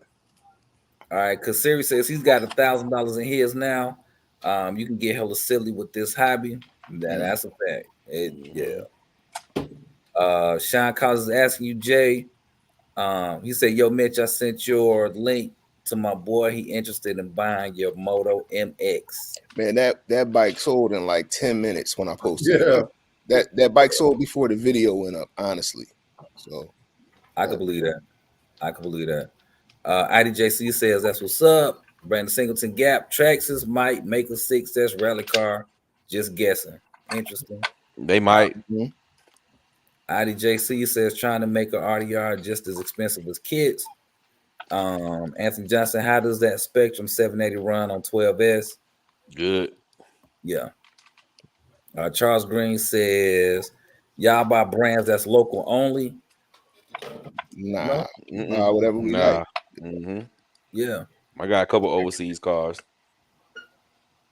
Charles Green is also saying Seattle don't a lot y'all talk about. Okay. Justin Jacoby, 500 gap out. He's laughing. All right. That ain't that much, bro, for a Radican. Hey, Kevin is saying, where you guys living? I'm near Toronto. For what it's worth, it's nah, bro. You got to move. Yeah, man. They used to that up there in Canada, man. Nah. Yeah. That's crazy, man. Yeah. You stuck in the house all day if it's that temperature. Yeah, bro. You walk around with fur coat on inside. Like, every pipe in Georgia would bust if it got down that low. Yeah. It'll be floods all over the place. Every pipe in Georgia, the pipes going through your house, every pipe will bust if it gets to -50, bro. Boy, good grief. It's over with. All right, let's see. The answer to the question, yeah, that was him on Facebook. Wendell saying that was him on Facebook. Yeah, I saw that yesterday. I think it was today or yesterday I saw that. All right. Sean saying Castle Slander makes an appearance at least once in each stream. LOL. But is it slander if it's true? Oh, It ain't true, man. It ain't true. Hold on now, man. Okay, And it's so not, and it's not really slander, man. It's just conversation, man. We just be tripping, man. I got plenty Castle stuff in my cars, bro. You know what motors I'm or ESC? Yeah. I got a few motors and a few ESCs. You know what I'm saying? But I mean, I ain't gonna cap now. I do in the back of my mind, I always be thinking that I'm gonna have to run today. You know what I'm saying? That's why most time when I go out, I'm gonna put on my tennis shoes instead of my slides. Because if I gotta run, I might have to show them, you know what I'm saying, and get there. But I mean, you know, it's all fun, man. I run a Castle. I run the bejeebies off of Castle, bro. Yeah, and they do good. Like my talent with that Mama Monster 6 says is a beast, bro. A straight beast. Monkey. It's ready. And it pulls better than that. I got the Hobby Wing G2 system. It pulls better than that Hobby Wing G2 Max 8 system. It does. It don't run as efficient, but it does. It got a little bit more grunt. All right, let's see. IDJC says switching electronics and building shocks and diffs aren't on the same level of wrenching. Now that's true. You gotta understand what you're dealing with that shock oil, and building a diff is different. Wendell Gumby is asking, should I get another Mojave or try the Losi bike? I have every other platform, I think. Ooh. Bike. Got a bike if you ain't got it. If you don't have a bike, it's different for sure. But if you like the Mojave, get that again. You know? Yeah. Get them both. Don't even worry about it. Basically, I like that. Basically, that's the easy way to just solve it, is to get both of them. That's it. Kasiri said Armor makes fast cars, but value dollar for dollar, it's hard to beat Traxxas. Oh man. Oh no. That's subjective too, because you got to put a lot into a Traxxas to make them what they are sometimes. I don't agree with that. If you buy a stock Rustler, now if you buy a stock Rustler, it's a cheap car, right? You go jump it a couple times. What's the first thing it's gonna break? The whole arms. Nope. These right here, shock caps. Shock in. I mean, them shock caps gonna pop right off. It depends on how you land. And them turnbuckles gonna pop out. They're not that durable at the box for a lot of their cars, especially electronics. They easy to get parts for. They know that on purpose. That's why you can get the parts. They known for burning up too, but we don't say that about them that much. We're gonna get sued. That's why. We're gonna get sued. Yeah, they do have the most out the box issues too. With the ESC. They got the best lawyers in the game too. Be careful. The best lawyers in the game, the deepest with the deepest pockets, bro. Yes, sir. You got Johnny Cochran Jr. Yes, sir. Yes, sir. Traxxas that had you somewhere sitting in the corner in isolation. Hey, look, matter of fact, let's stop talking about them before they come out to us. I mean, y'all good. Just look at y'all. I love Traxxas, yo. No, but just look at this, right? No hate. They give you the same car for 15 years. Yeah, no updates. Yeah, just slight little touches, slight little tweaks. Some nice body colors. Some nice colors. That's mainly that's like Harley Davidson. I mean, like Harley Davidson got the same damn platform since they've been in existence. Every year they give you a new color, and all the Harley dudes is like, "Oh, they got the new bike out." It's like, look the same as the last one. If it works, I think that's marketing, though. I think if you got a great marketing team, miles an hour. If you got a great marketing team, then beast mode. What they do, man. Whatever they doing, they got a nice fan base. You can't go nowhere in this RC game without encountering them. Correct. If I owned a company in the RC business, I would want to own Traxxas. That's what I'm saying. They getting it. Yeah, that's real. Yeah, that's real. And they got the most loyal fan base, bro. They got the most loyal fan base. We all mess with them on some level, you know. Yeah, we do. Everybody got a Traxxas in their fleet. Am I saying that? I got maybe 6 or 7 of them. You know what I would say though about the difference in their fans is, like, okay, a lot of people who like Armor cars, they like a lot of RCs, so they kind of, when Armor dropped the ball, they kind of, what I'm saying, they kind of put it out there that Armor dropped the ball on whatever the case may be. You know what I'm saying? The Traxxas fans, they ain't nothing real bad they gonna say about it. They gonna even if it's some trash. I'm just being honest. Even if it's some trash, what is it? The body thing. Ultimate X-Mix. This is the best thing. And see, that's the difference. You know what I'm saying? They have they Ultimate brand X-Max. they brand loyalty people are really brand loyal, bro. Like Traxxas can do no wrong. All right, we almost to the bottom. Right, let's catch these last couple so we can go back into the topic. Jose Robinson is asking, is the Arm Italian worth buying RTR or as a roller? Either way, Y'all way. get it. Yes. Yeah. Get an EXB though. If it's not an EXB, it's an older one. So you get it for the low. You don't pay top dollar for a used one. I would not buy. I would not buy a non-EXB. Right. I mean, yeah, you could buy EXB. I would though. I would buy one, but don't pay $300 for it just because it's a tire. Make sure it's an EXB. Yeah, because it's gonna have some use on it. Unless you got it from somebody who don't really run them hard, then you might be winning. But it's old. It's old.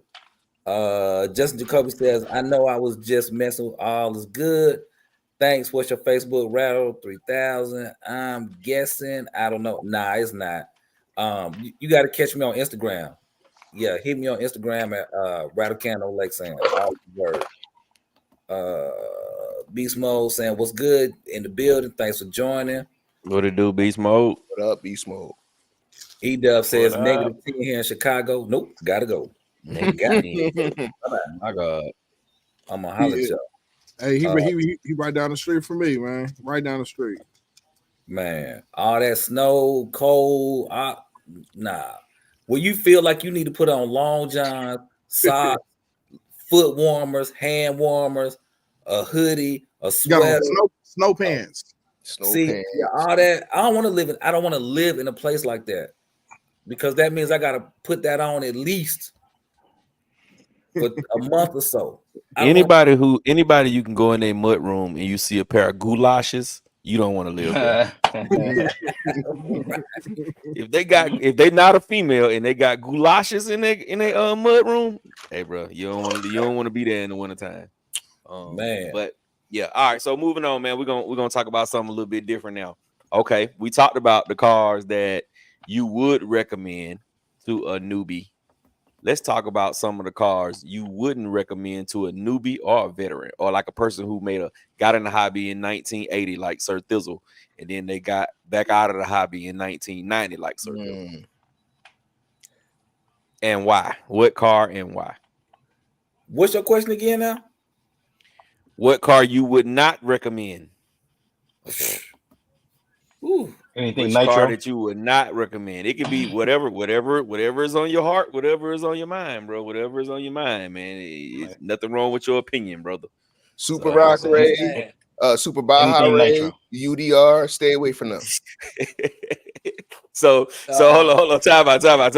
We're gonna start over again. Say that again, J. Mitch. Super Rock Ray, Super Baja Ray, and UDR. Stay away from them. E-Revo, you might want to stay away from that too. And what and why? Hard as hell to work on. Like for a newbie, we talked about it. You want to enjoy the hobby. You don't want to hate the hobby. They break frequently, and I mean the Loxies are okay, but if you got to get underneath there and change electronics, you're gonna have to remove like 100 screws to get to it. The UDR the same thing, and when you watch a RC video and you watch bashing. You really can't bash those the way that you could bash a Creighton or something because of with the solid rear axle. They don't drive that. They have more realistic handling. They don't have like the video game handling with our our buggies and our truggies. So those would be the ones I would say stay away from for sure. And then just the E-Revo because it's just overcomplicated for no reason, especially the 2.0. Yeah, stay away from them. Anybody else? I would say Arma 7-scale on road line. What? Huh? What? What? You said cars stay away from it? Reg, I think you like to troll. No. That's what I think that is. The cold getting to him, the negatives. All right. Look, we can't. Hey, but hold on. Time out. We can't. Yeah, but we can't. Yeah, we can't. That's his opinion, bro. His opinion is that car may be too advanced for people. For a newbie. For a newbie. So check it out. I bought at least 3 bent chassis cars that has never went over, probably never ran like 300 meters. You know what I mean? They went to the parking lot, put the car on the ground, full throttle, bent the car up right back into the hobby shop, see how much the chassis costs and this and that. It's over. They done with the hobby. Give me the batteries, give me this, and they walk out the hobby store. Here you go, $75, $100. I got a bent chassis. I got new A arms. I got this, everything but the bent chassis. You know what I'm saying? So, and they really fast. Like those cars don't perform. Hoons are the worst tires ever. I would not give nothing that has anything to do with speed to somebody on some Hoon tires. I think that's a skill. That's a skill level, like probably 8 or 9 car. No, but that's what I was saying earlier. You got 50%, 75%. Nah, man, even 50%. Like if you got an 8S car, 50%, you going 50 miles an hour. But check game though, you can put it on 50% with two 2S batteries. You running on 4S. I hear you. I hear you. Have you ever had your toe hit with one of them splitters from any of Armor on-road cars? No. Worst feeling in the world, man. Worst I feeling. don't doubt. Nah, that I don't doubt. I disagree with you on the tires, though. Yeah, but see, them tires are not made to turn. They're made to shine. Hey, Ted, pause your audio. I got you. I'm I'm done. done. Audio. Yeah. Yeah, the hoons are made for bashing around, sliding around, you know, that kind of stuff. They not made to really turn the corner for real. You know, I believe they all have a limit. It says 70 on the box. Do not exceed 70 miles an hour with those tires. They build RCs from the tires up. If you go ask any of the builders that created these cars, they start with the tires. Then they do the rest of the car. That's how they do real cars. I think out of every limitless that you see, even if it's new, maybe only 2 out of 10, 3 out of 10 got some hoons on it. You know, I'm gonna agree. I think Reg is entitled to his opinion. I don't think a 7 scale is a noob's car. I don't think it's still a bad car, but I think it's not a car that I would recommend to a new person. So I agree with him on that point. His reasons, though, I don't know, but I agree with him. I know what he's saying. It's just not a good car for a beginner, for sure. Okay. Anybody else? A bad car for a beginner? I'm gonna say nitro. Yeah, nitro gas. That don't be a beginner jumping into that because they loud and obnoxious. But here's the thing. I've seen this 1,000 times. I've seen guys come into the hobby shop and their focus is the nitro cars because of the sound. Yep. Like it's so many of them. You be like, you know what I'm saying? They might come in the hobby shop and they might not have a lot of gas cars there. And they like, okay, so why this don't have a lot of the selections? They be like, well, those cars, you know, they're harder to come across, you know what I'm saying? They're whatever the case may be. So won't you try this? You just get in the hobby, won't you try this? Or does this make the sound?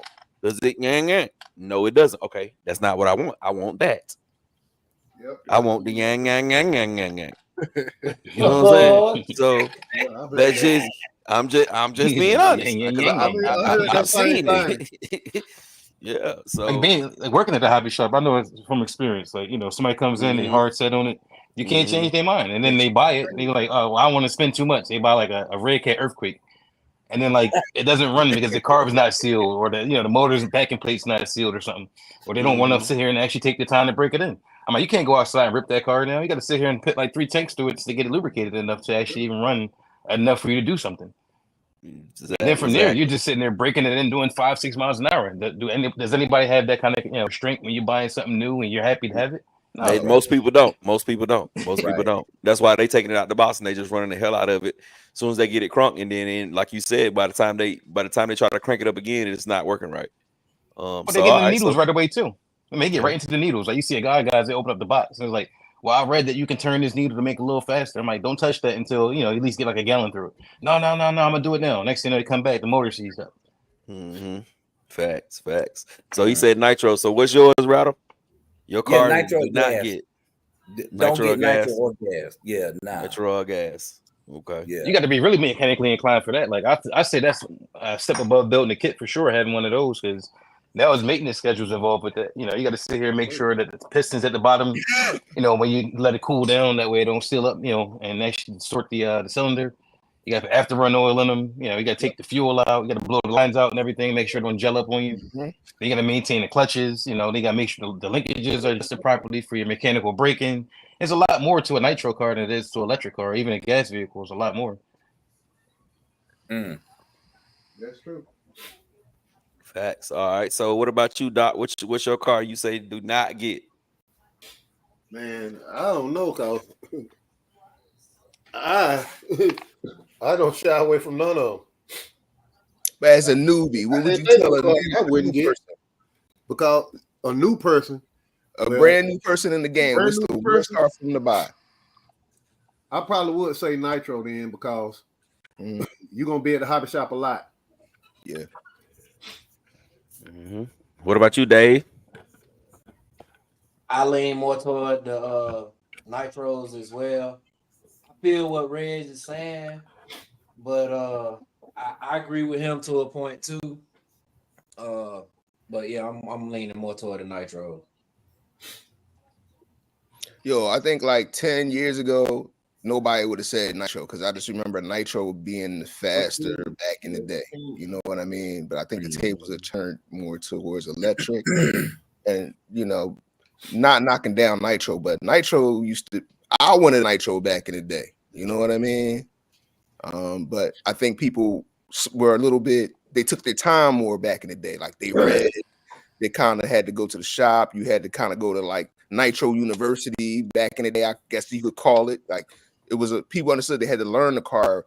Whereas now today, the culture is more instant gratification. I don't think people just want to what they see, they want it to today. They don't want to understand how to make things work, what's needed. You know, they see the car. Oh, this guy had a limitless.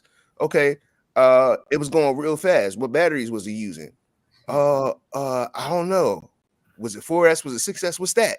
Like it's a lot of those people now that just see you with a car in the park and they want it, but they don't understand it's more things just than what the car is for the initial startup of the car. And I think Nitro is one of those things that you don't see a lot of people doing, and then when you do see it, you just want it. And you don't understand you got to go through the break-in, you got to go through this, you got to go through that. And I just think it's a little bit different now. But back in the day, I think Nitro wouldn't have been something we would have avoided as a first RC. Back in the day. Yep. So if they had a mute button, if they had a mute button, they would be all right. But because they don't have mute. So mine would be anything other than a Armor or a Traxxas or a Losi. Anything other than Armor, Traxxas, or Losi as a first car, I would never recommend. I don't care how good it is. I don't care. And the reason why I would never recommend it is strictly because of part support. Some people don't know how to search certain things. They don't know how to find exactly what they need. HPI is a badass brand. They good. They awesome. I love HPI cars. But when it comes to finding parts for HPI cars, it's not that easy. It's not that simple. I like Red Cat. Same thing. Parts not that simple. I like a lot of the cars coming from overseas. A lot of the newer cars and older cars that come from overseas. You can't get the parts. So that's why I wouldn't recommend nothing else for anybody coming into a hobby shop other than Losi, Armor, or Traxxas. And that's my take. That's my take. I just add one thing about the nitro. Like, you know, I'm not knocking it because, you know, you say electric is faster. Yeah, electric's faster in a straight line, but put them on a track pound for pound, there's nothing with the potential for output as much as the nitro. Because you look at like Serpents, the nitro ones are way faster than electric ones. Yo, those nitro there's no comparison. Those no comparison. You're right. But for a beginner, keep that in mind. We're talking about from a beginner, but I agree. Yeah. Them pan cars, them 988s and them 9, man, those things be ripping around the track. Most definitely. I think I would want one of them at some point. I think. I would. You know what though? It's just like it would just. I'm almost like Rattle. Like going to a race with the nitro cars, nitro pan cars on the track, and just hear that nying, nying, nying, nying, nying, nying, nying all day long, bro, I would go crazy, bro. I would go crazy, bro. That's like going to a Jamaican. That's like no offense to Jamaicans, but that's like going to a Jamaican club, bro. Like I can only stay for so long because when they playing this one beat and they got 20 songs connected to this one beat, I'm ready to go home. You know what I'm saying? I got to go. You know what I mean? Hey, bro. Hey, I'm sorry, but I'm aggravated at this point. Yo, You know what's funny about Jamaica, man? We went on our honeymoon to Jamaica, and we went to one of them Jamaican clubs. They ain't playing no Jamaican music. They was playing all our music. Hello. For real? Wow. All I kept hearing was that's Rex on crazy. Rex on Rex. I'm like, yo, where is? I'm here to hear some reggae. Like, no, we listening to what y'all listening to. I'm like, y'all tripping. Hey, but you know what? It's totally. I guess it's a culture thing because, like, I work. The owner of my company is a Jamaican, so I work with almost every. It's maybe five Americans. They all either Jamaican or Guyanese, and they don't. All they listen to is reggae music, man. Reggae and dance hall. That's all they listen to. So when they have their parties, you know, they invite you. Be like, yeah, man, I'm gonna come to the party. But I tell them off the rip. I be like, look, bro, I'm not gonna be there long if you play that. That you know that rhythm, that do do do do do do do, and it got 20 different songs on that same beat. I be like, bro, I gotta go home. but yeah. Anyway, so yeah, that's what that would be my cars that, you know what I'm saying, I wouldn't recommend to anyone anything other than Armor Traxxas or Losi. So yeah, that's what it is with me. Kevin makes a good point. He says another thing that noobs don't consider or want to be bothered with is LiPo 101. And Kevin, it's funny that you say that because last week we actually brought that up about lipo safety and, you know, dealing with your lipos and whatnot, how to store them, et cetera, et cetera. Because a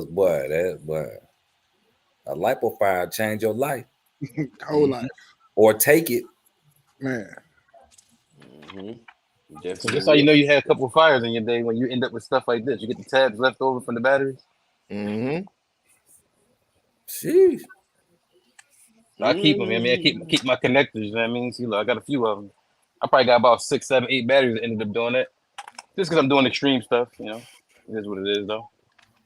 All right, so now, man, we're gonna come with some regurgitated questions, but they good questions. What was the one RC that you really, really, really, really wanted to like, but it just wasn't a good RC for you? You really wanted to like it. You really wanted it. You know what I'm saying? You really wanted to keep this car. You love how this car looked, or you love how this car ran when it ran right. You know what I'm saying? So let's go. Somebody started off. Super Dave got his hand. Dave got his hand raised. Go ahead, Dave. Hey, the Losi Tenacity Pro. Oh, which one? Oh, the first one. The TT or the DB Pro? The DB Pro. DB Pro. The first version of it though. The first one. Okay, yeah. The knuckles were horrible. The Aeons, it didn't work out for me. I love the way that it looked, the sleek design. It just looked like it was gonna be a beast, but it let me down. Yeah. So that was mine. Man, you the first to say the DB Pro, bro. Good God Almighty! Everybody who I know love that car. Grief. Yeah, that's a shocker. All right, go ahead, Rattle. The Red Cat Rampage, the truck. I really because see, this what y'all don't understand about that truck. I like the size of the truck. I like the speed of the truck. I love the cost of the truck. That was my truck. Like that was, it was me in that truck until it wasn't. And when it wasn't, it was just like, you got to go. You I need you out of here. You got to go. I'm kicking you out. Like you out of here. But yeah, I wanted to love that truck. I wanted, that. Wanted to love it. All right, next up. I'm gonna piggyback off of him. I had a Red Cat Riley car, like a 6 scale, and the body was like the cheap poly. It wasn't polycarbonate. It was Lexington. I think it was polycarbonate, whatever it was. Like the body just was so brittle. So I would take it outside. Somebody hit me with a little Creighton 6S, crack the body right down the middle. Go buy another one, take a jump, roll over. body crack. I'm like, what the hell is going on? So I ended up converting it to a Chimera, and that was still no better. So I had to go. Mm. Next Yeah, up. that's. Go ahead, Jay Mitch. You pondering over there. Go ahead. I am. It's hard for me to pick a RC I wanted to like, but if I off the top, I would have to say my I had a Rovan Baja 5B. Um, I had in my head, I make this thing brushless. I'm going to love it. I made it brushless. It was fast. It was durable. It was everything. The one thing it wasn't, it just couldn't steer. I could never get the steering right. I had to try the stock steering, and then I did the mid steering rack upgrade on it, and it still just wouldn't act right. So I think I let that go. That might have been a steal for somebody. I think I let that go for like $200. Like, let's get it out of here. So that's what I'm going with. What about you, Reg? Doc, what y'all got? I'll be honest, I don't have a car. I didn't. I'm very selective. I only pick out what I really want. I don't just buy stuff just to buy it and try it out. Everything I've got, everything I bought is still in my fleet. I can take it downstairs and show you everything I ever bought. All the way back from the T-Max. All my cars stay with me. I'm a collector. I make them work. So I would say I'm kind of like Doc. I don't really have a car that I hate. And I do tend to keep all my cars.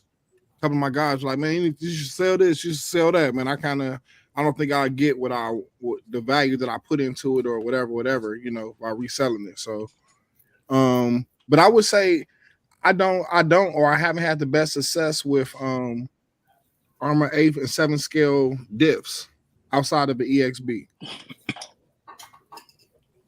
I had an Outcast non-ESB 1/8 scale, and I always blew the diffs in that car. Always go to the hobby store, going right back buying some new ones. So I think it was either something I need to figure out, or I just never had good luck with them. In a couple of different cars. So if they're not GP diffs or EXB diffs, I think that it's over. Okay, mine was the Yeti XL RTR. That thing sucked. The Yeti XL RTR. Somebody told me before I bought that car, they said, get the kit. The kit is where it's at. You won't have those problems with the kit. Man, I was just getting into RCs. I wasn't finna buy no kit. I was like, man, they got this car. It was on sale. It was expensive. It might have been like $699.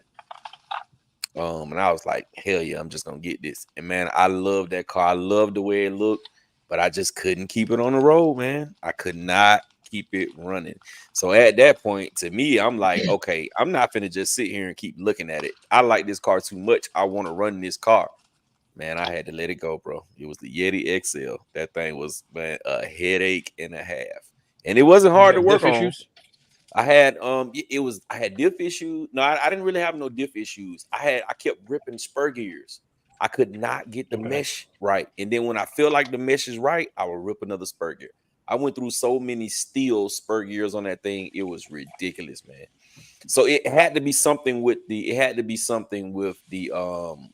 with the setup, because I had changed gears on 1,000 cars before that, so I knew I was getting the mesh right. You know what I'm saying? But it just kept ripping the spur gears. Your input shaft was bent.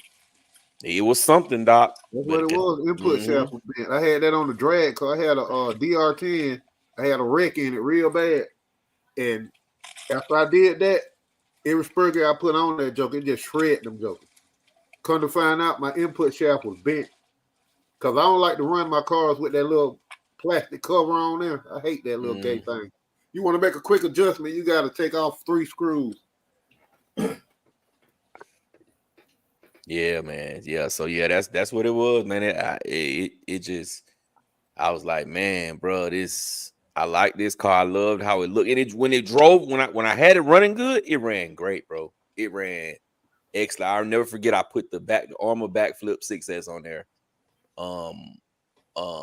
and I put a Castle motor and ESC in there, and I had it running good, man, doing double backflips and and that's that truck is nice size. It's like it's It's bigger than big. your average eighth scale. Yeah, it's big. And it was awesome, man. But every time, man, by the time I'm 7-8 minutes into the run, I just stripped the spur gear, and I was like, man. So I finally got rid of it. But that was my one right there, bro. That was the car for me right there. So I'm gonna have we're gonna come back. We're gonna get caught up with the chat, and I got another couple of more questions to ask, and then we're gonna rock out. Now we caught up. Because I'm actually answering some of the questions as y'all talk. I'm just typing them in. Okay. All right, give me a quick minute though. Y'all keep rocking, man. Give me a quick minute. Boy, this game is good, boy. Yes, Detroit and but the Rams, but it's a shootout. Yeah. Well, The Lions is crazy this year. Now, one thing that I going kind of piggybacking on what you said, Doc, or you made a real good point about buying cars. One thing I had to get to, or a point I had to get to in this hobby, is not to just buy a car just because it came out. At one point, it was like, oh, this coming out, I gotta get it. This came out, gotta get that too. Oh, this came out, gotta get it. And you get to a point where you're like, I'm buying more cars and selling just as many, just as quick, because I don't like them. Yeah. Like the HPI, what car was that? I had two of them. I think the Savage Flux. I think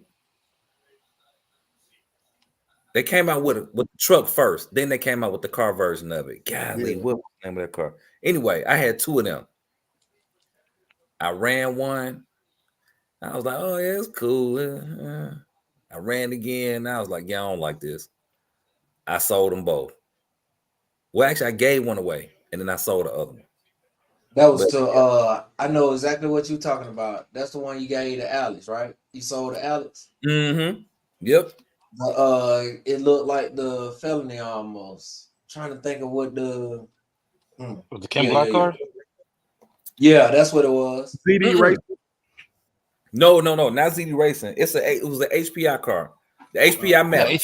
Got it. The Maverick. Yes. Yeah, the Maverick. Yep. I just didn't like it. I did not like it. Edel, what car are you talking about? You asking me what cars? Yeah, the HPI Maverick. That was it. Like I done sold so many. I had two E-Revos at the same time. Sold them both for cheap. But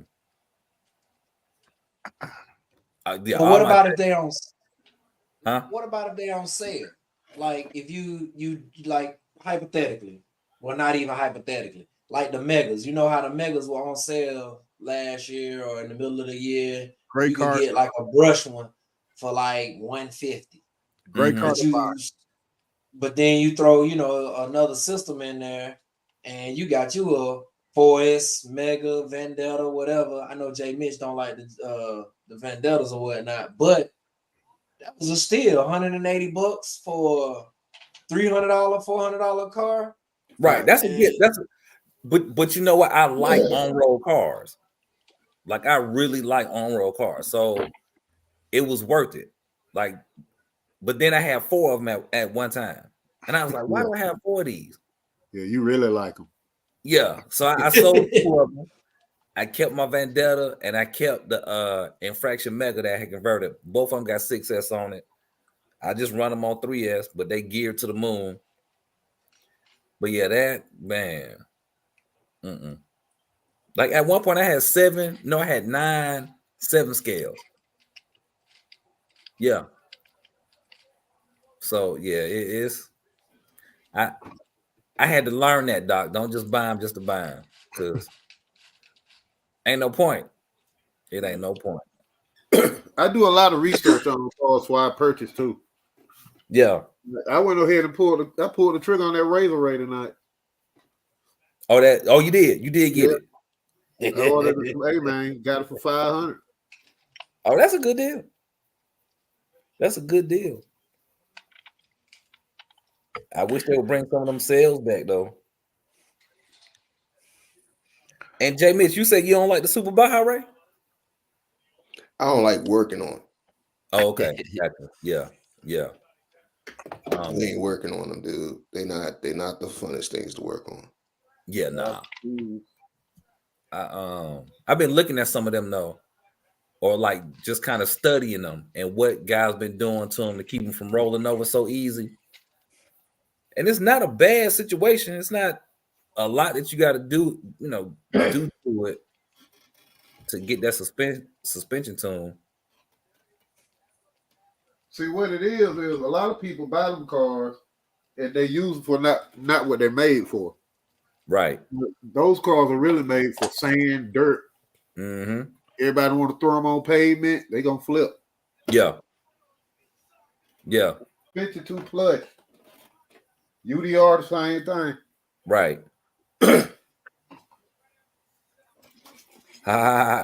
E-Dub said, I see Gap got cold. Yeah, I had to step out for a minute. All right, so I got one more question to ask y'all, and then we're gonna rock out for the rest of the night. For the people who want to get their cars shown, go ahead and get me those photos over on Facebook as soon as possible. It's Got Reviews A to Z on Facebook, just like YouTube. And y'all can send me those photos so we can share them. But my last question I have for you guys before we rock out, before we just freestyle it for the rest of the evening, is if you could change one thing that you wanted the brand that you like the best, or whatever brand it may be, or it could be something over the whole spectrum of the RC world. The one thing that you would want to change is what? Not everybody speak at one time. Well, I would like to see, more development on cars. I mean, I know we have new cars coming out, but a lot of them are based off of cars that's already here. Yeah, so I would like to see different chassis coming out with each release instead of it just being kind of a regurgitated rehash. Yeah. Like we got a bunch of extra parts we didn't sell with the fire teams. They didn't take off like that. So now we're going to sit here and spin it out to be another vehicle and another vehicle and another vehicle. Yeah. Okay. Anybody else? I wish Horizon Hobby would get their shipping, ordering, all that crap straightened out. Tower, Horizon, King Cobra in Florida.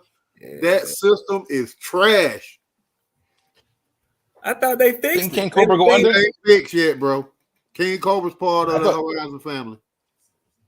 I thought they went under though. No, King Cobra's still open. They in Florida. I just ordered some from them like 2 or 3 weeks ago. Okay. But I ordered some from Tower. They say they had it in stock. I'm sitting here waiting for it to come. It never came. Eventually, they told me I got to wait till February the 12th. Which, if they, the Losi Mini LMT, February the 12th. The Gorgon, February the 24th. Mostly all the Grom, they have sold out of all of those cars. February. Mm-hmm. Sheesh. So anybody else got their thing? Go ahead, Ryder. Like you was going to say something. I think there should be, I guess, an attitude adjustment when it comes to like vets in the RC world to newbies. And what I mean by that, like I've been in the hobby shop on a few different occasions, and I've heard, not the hobby shop at Stockbridge, but like in hobby stores, and I've heard on a few occasions where the people that work there are like, oh my gosh, I get so sick and tired of these people coming here asking me these stupid questions. Well, what's the question? They trying to figure out what's going on with their steering. All you got to do is read the manual. Well, you know what? That sound good. But guess what? These people ain't never dealt with this before. They brand spanking new. You the veteran. This is their first time dealing with this issue. So I think that type of attitude kind of, when I see that, it's just like, come on, y'all. You didn't know everything that you know today. Like you was new at some point as well. So just give the people a break. Like give them a break. But yeah, I think that's one thing I could see. I would like to see difference. And the complaining on YouTube, just oh, the stickers wasn't on here right, or oh my gosh, this doesn't do what. Like, come on, y'all, just that complaining over these videos and reviews. Mm-mm. But that's Anybody it. else?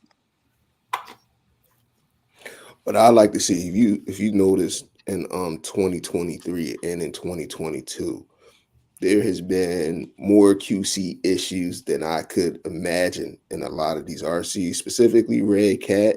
But now you see it spilling into the low Cs and the Armas, you know, but especially with this ESC thing that they had going on with the new Armas. Um, like I like to see the QC come back to these cars. Like instead of trying to push them out real fast, spend some time and go through it and really push these things hard before they get to us and we discover what's wrong with them. To do some good work, you know, before you release it, and in your first batches, with your first 100, see what's going on with those. Also, I like to see you include programming cards with the cars instead of trying to get another 30, 40, 50, 60 bucks off of everybody. You know, we spending $600 on these, you know, these eighth scales now. You know, thanks for the firmware upgrades and all that stuff. The, you know, the new color on the ESC, but still basically the same ESC underneath. But include the program cards with these cars as well. And Arma, stop with the little cheap, you know, you sell me a $700 car and then just give me a basic transmitter, at least give me the DX3 with the AVC. Stop playing. Stop playing with me. That's a fact. Hey Doc, Justin Jacoby is asking you, what was your first electric RC car? Rustler 4x4 VXL. I still got it downstairs. And mine would be for the companies to sell RTRs with everything they come out with. I mean, I'm sorry, sell RTR and a roller with every new item that they come out with. Every new car that hits the market should be available in a RTR or a 80% roller. That would be I think that would solve a lot of the issues, because that'll give the people who don't want to put electronics in and all that stuff, that'll give them theirs, and then that'll give the guys like us who gonna snatch most of the stuff out as soon as we get it anyway. So that's what I would like to see. I would love to see all the new cars. Team Corrali has started doing that. All their new cars that they've dropped in the last little bit, they all have came as RTR or rollers. And I think more companies should do that to give us a few more options. Yeah. So I think like when you order, it should be a choice. Even all the way down to a clear body. I think it should be a choice. You know what I'm saying, of what you want to get. I think that would speed the process up, and that would sell a lot more, a lot more cars, because you know, some of us don't, you know what I'm saying, like the Big Rock, for prime example. Like I didn't even test the car out to see what it did on the stock setup, because I've had so many of those stock setups. I basically know the limitations to that stock setup. So it was pointless for me to run my Big Rock 6S on that stock setup, because I already knew what it's gonna do, because I had a Fire Team, the Mojave, the Creighton 6S, Outcast 6S, you know what I'm saying? So that's what I would like to see. It's over with. It's over with.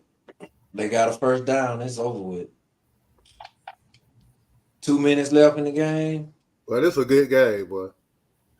Anyway, I think my thing would be more the ability to customize more. Whether it be customized parts or bodies. I'm more, you know, because you're limited with bodies and the ability to, you know, make it more you, or you know, fit your swag or whatever the case may be. So I just more versatility, I would say, because everybody got a limitless body, everybody got an infraction body, but just switch it up a little bit more. Let me put a Durango on mine if I want to. Is that what you're saying? Like, yeah. That's what's that up. makes sense. That's what's up. All right, man. So that wraps it up, man. We're gonna just freestyle for the rest of the night, man. We got 59 people in the building. We had got all the way up to like 73 people in the building. That was awesome. For everybody who just coming in, and for the people that haven't, smash the thumbs up button, wipe your feet before you come into my house. It is absolutely positively free. Let's get those likes up. We got 59 people watching. I should be able to look on my channel and see 59 thumbs up. So we appreciate everybody. So now it's time to rock out, man. So we're gonna rock out for a little while. I'm gonna give about another 15, 20 minutes, and then I'm gonna start showing the cars that I already, the pictures of people cars that I already received. And then we're gonna continue on with the show and doing what we do. Well, Detroit just beat Los Angeles 24-23. Matthew Senior is asking, did anybody order the new Hobby Wing Program Box Pro? Yes, I did. I did. Didn't get here yet, but yeah. Excited for it to be here.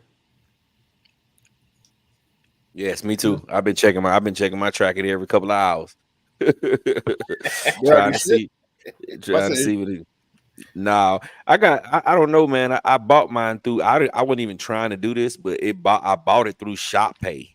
So when I go into Shop Pay, it doesn't really give me all of the necessary things that I need to be able to see exactly where it is. It just shows me this little blue line. I don't know why in the world it even went to Shop Pay. I didn't even know I had Shop Pay. So yeah, that was weird. I checked out with Shop Pay for some reason. And it's like I wasn't trying to do it's only $40. I wasn't trying to do no payment plan, nothing like that. So I don't know why it did that. But on here, it just showed this little one blue line going across, but it don't tell me whether it actually shipped or not. It just got this little blue line at the top. So we all ordered the same day. So y'all ordered y'all like right after I came on and said they available to order. So you know what I'm saying, if one of y'all check y'all shipping, it should be our shipping should be, especially me and Dave, our shipping should be the same. Now, did anybody order more than one? Is one enough? I just ordered one. I'm cool with one. I got an OTA already, so I'm cool with one. Yeah, I'm good. I'm good with just the one too.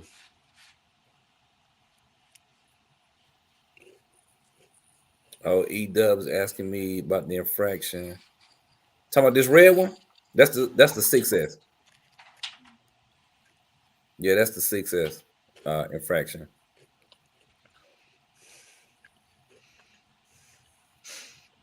So he said, "What is the OTA Hobby Wing?"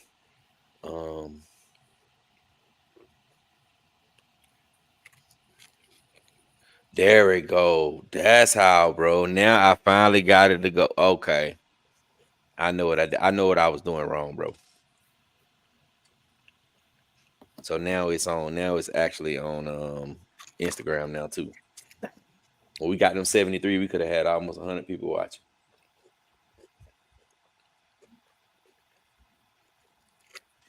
Yep, man. So yeah, man. So another question for y'all, man. What's next, man? I need to know what's next for everybody, man. What everybody got going next? What they buying next? What's their next RC? I just want to get my FG on the street. That's where I'm at now. Me too. I'm being patient. Yeah. I'm probably gonna grab a Granite Grom. Granite Grom in the house. Well, I'm buying accessories. I'm getting accessories. I'm adding beefing up strengthening up my cars. I still ain't run this DBX LE on 12S yet. What's next for me is something I don't want to talk about because I don't want to jinx it. But if it comes true, y'all will know. Y'all will know. I'll share. I'll share with y'all on the WhatsApp. But actually, what's really next? I can tell you what I'm selling next. I'm selling my Big Rock Success as a roller next. That's going to go out of here. I already sold the Creighton. I sold the Creighton yesterday. I never ran it, but the primary reason is I was just really impressed with my Kagama, and it could have went the other way if I'd have got the Creighton or the EX or the Big Rock 6S, and then I got the Kagama. It might be a different story, but I already beat the hell out of my Kagama and I loved it. And then, you know, I was like, I don't need the Creighton and I don't need the Big Rock, so they both out of here. So that's what's really next. That's what's up. Interesting. Very interesting. Y'all know I had another two on my list. I had it right behind the Pro Moto a couple weeks ago. It was for a reason. Here go that program box right here, Sir Thizzle. Just a new one. New one from Hobby Wing, bro. It's a beast.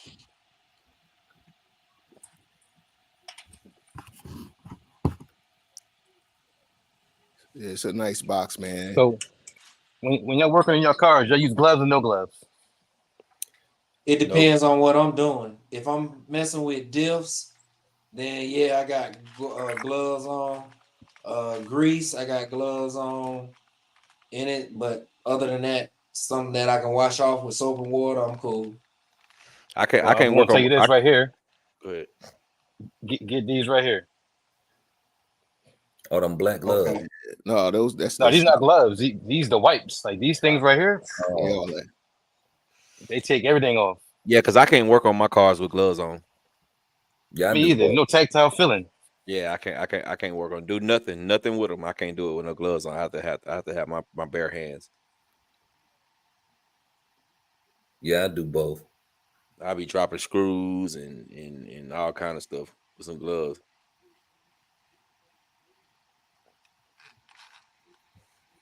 I was gonna say, remember that question I asked before? You know, how do y'all price y'all used cars? Let's take it to a very specific example.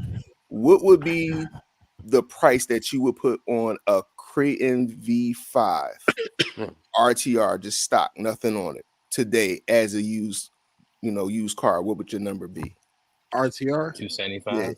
Yeah, for me, I price my cars to go. You know what I'm saying? If I'm selling, I'm selling to go towards something else RC.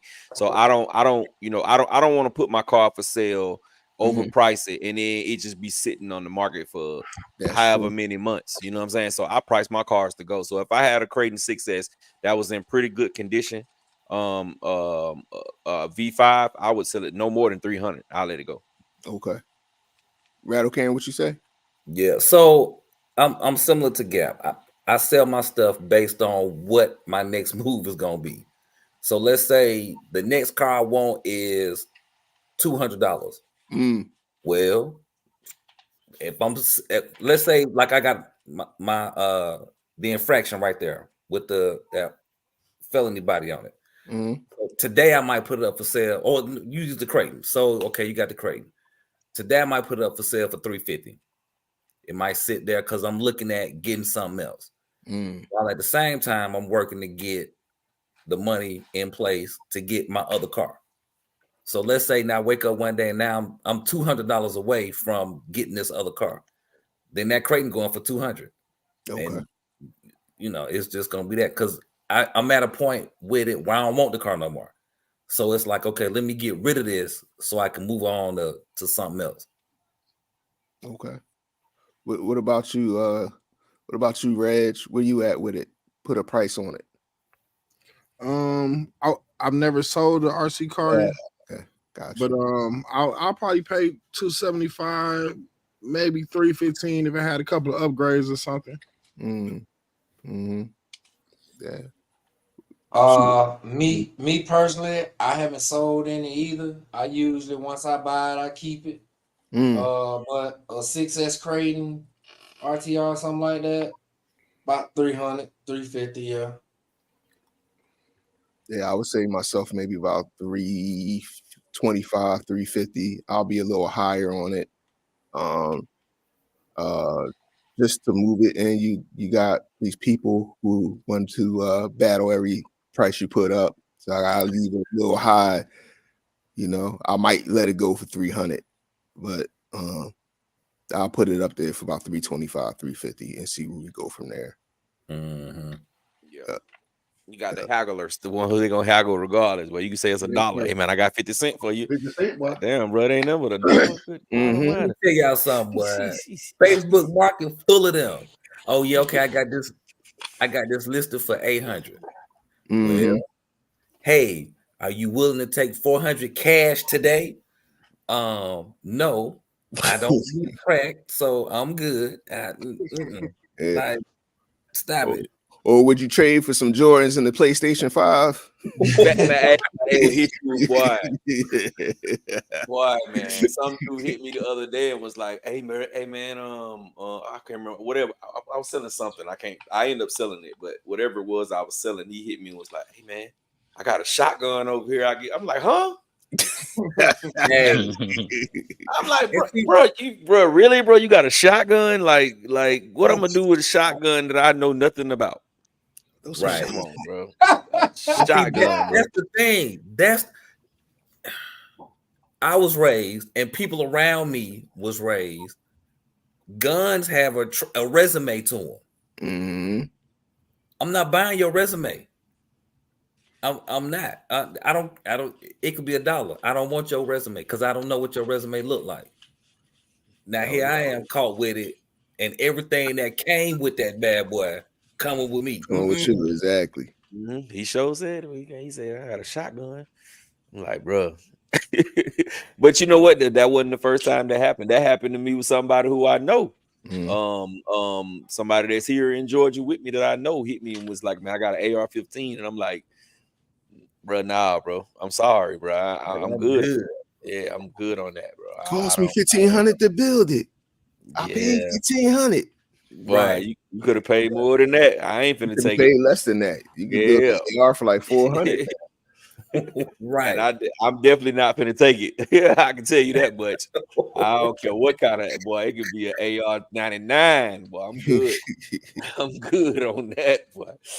This is a good question right here, bro. I would say, are y'all more prone to haggle with people though? Like when do your haggle hat come on? Or are you a habitual haggler? I'm a habitual haggler. Okay. I'm gonna try you. You know what I'm saying? And the reason why I'm gonna try you is because now you know what? I take that back. Because if you price to go, I'm not gonna try you. You know what I'm saying? I'm gonna be like, okay, if he don't want but $200, okay, babe, I'm just gonna take him this $200. I ain't even finna go through it if I really, really want it. You know what I'm saying? It's just what it is. Yeah. If it's something for 200 and I got 5 of them already, but I just want it because it's 200, I'm a haggle. I'm a, hey man, come on with that. I got 150 for you right now.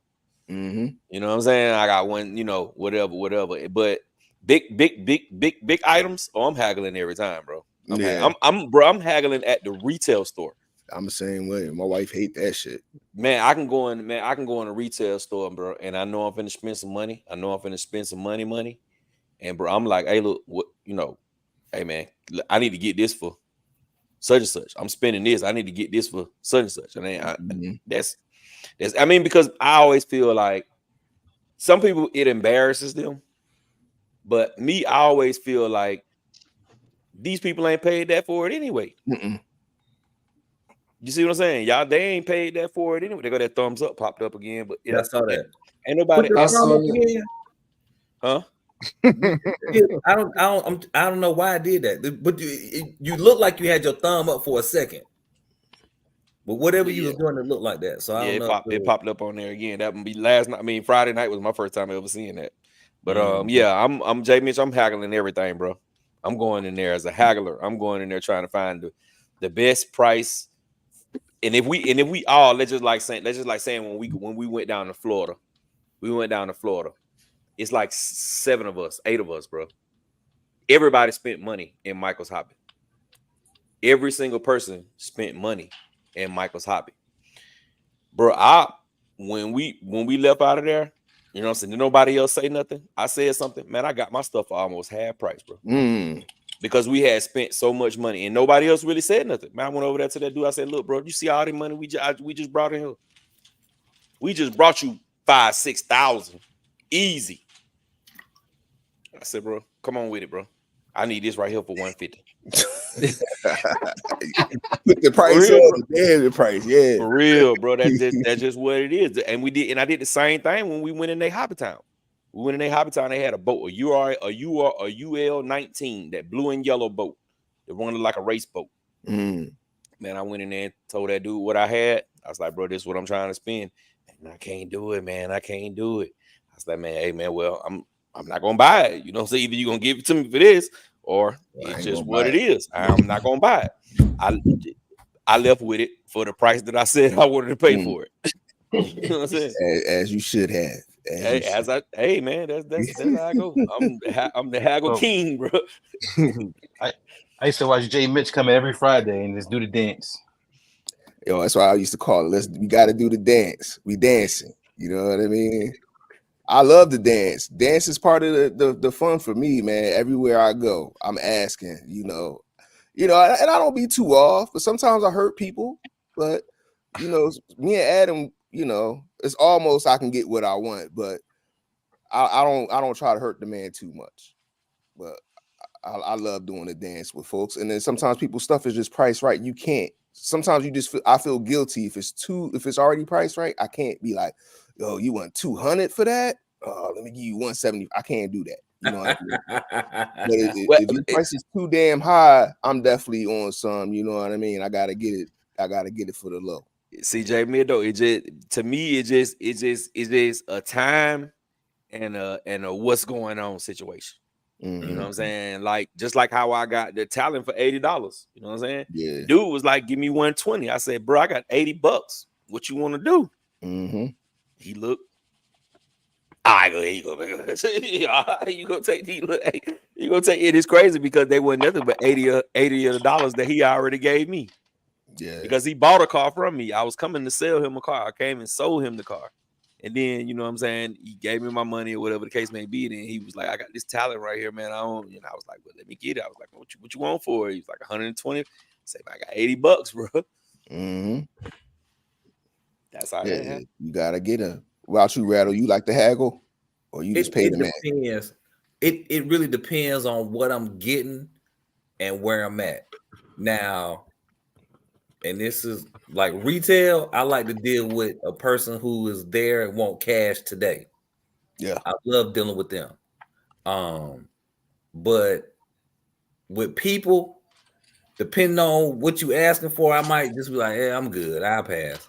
You know, I don't really, because I'm not trying to dig in your pockets like that. Yeah. But a store, if you work in a store or you do like some type of service provider, I'm asking if you freelance. I'm asking you like, what's your cash price? Like we need to know that and kind of go from there. But yeah, when it comes to like if you got something listed for $400, depending on how bad I want it, I might offer you something else. But if I ain't got the 400, I just be like, hey, I ain't got it, and just leave it up to you at that point. I'm with you on one thing that you did say. When you go to the retail shop, cash is king. Yeah, I tell everybody that. You go in there with cash.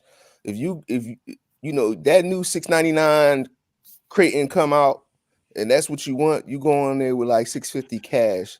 9 times out of 10, the local hobby shop won't take it, especially if you're a regular customer. Mm-hmm. They're gonna take it if you got that cash. You try to go in there and talk about that payment plan, and you want to use the credit card, and they're gonna max you out. But you go in there with cash, it's kind of no haggle pricing with the local hobby shop if it's a decent one. If it's one that's been around for a long time and it's one that you frequent. I go to the hobby shop once a week, the same hobby shop once a week. I'm there every Friday. He know when I'm coming. You know what I mean? But that's you build a rapport with your local hobby shop, and you don't really have to haggle too much. They're gonna take care of you. Yeah. At the hobby shop, I ain't doing no haggling. I ain't doing no haggling, bro. You don't have to at all. They got set up for you. Yeah. We got you set up. You ain't even gotta say nothing. But when I go in Hobby Town or any other one, I am haggling, schmaggling. But that's why I like NZ too, though. NZ ain't playing, bro. He's trying to get them cars out of there, bro. If you got some money, you gonna get something.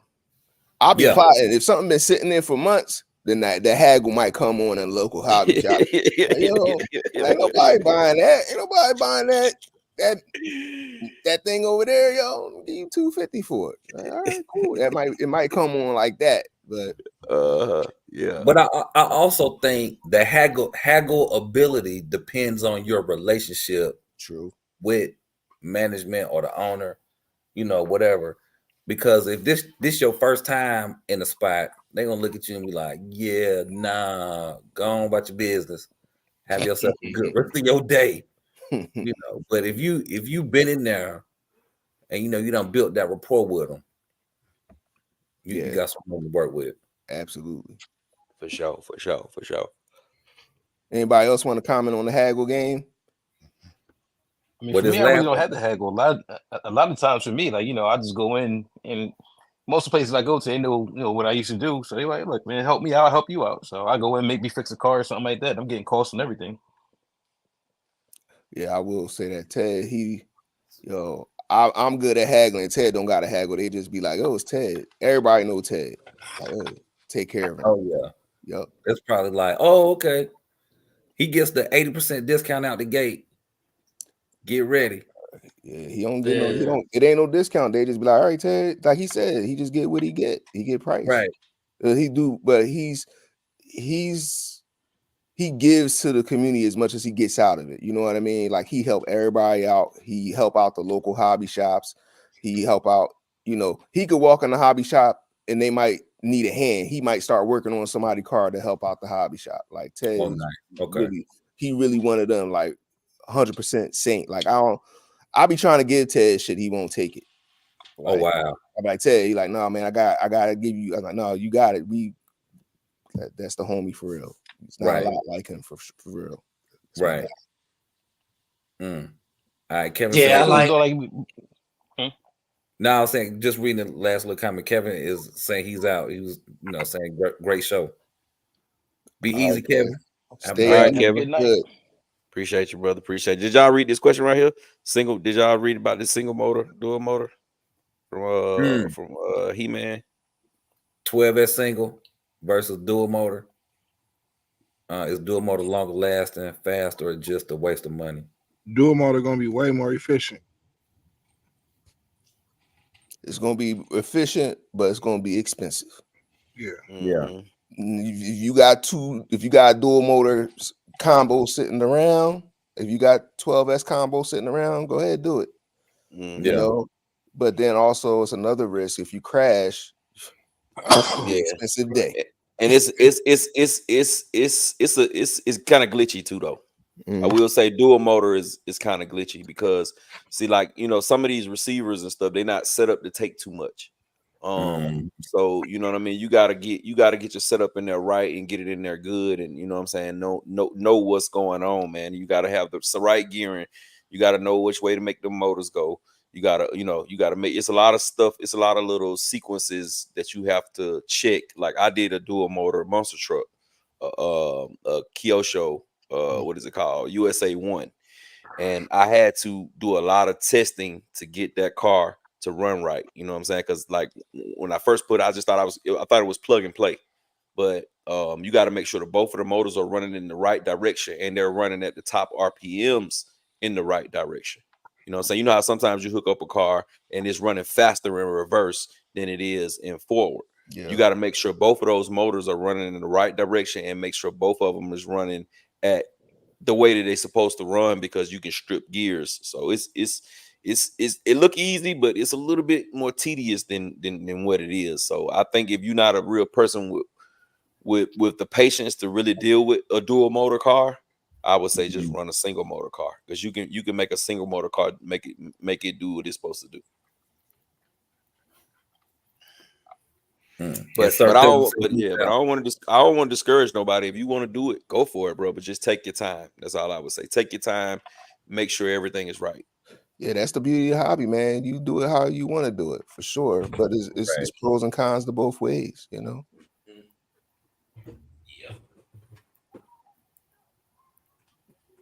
What Sir Thizzle had said, Router? Yeah, he's saying he out. He's saying y'all be easy.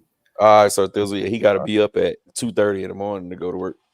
Right. So everybody, some people got to work tomorrow. Everybody ain't off for MLK Day, huh? Yeah, a lot of people not, bro. They include me. Okay. I'm off. And Gerardo Yeah, said he's I'm out. still off. Yeah, we know you off. You've been off all year.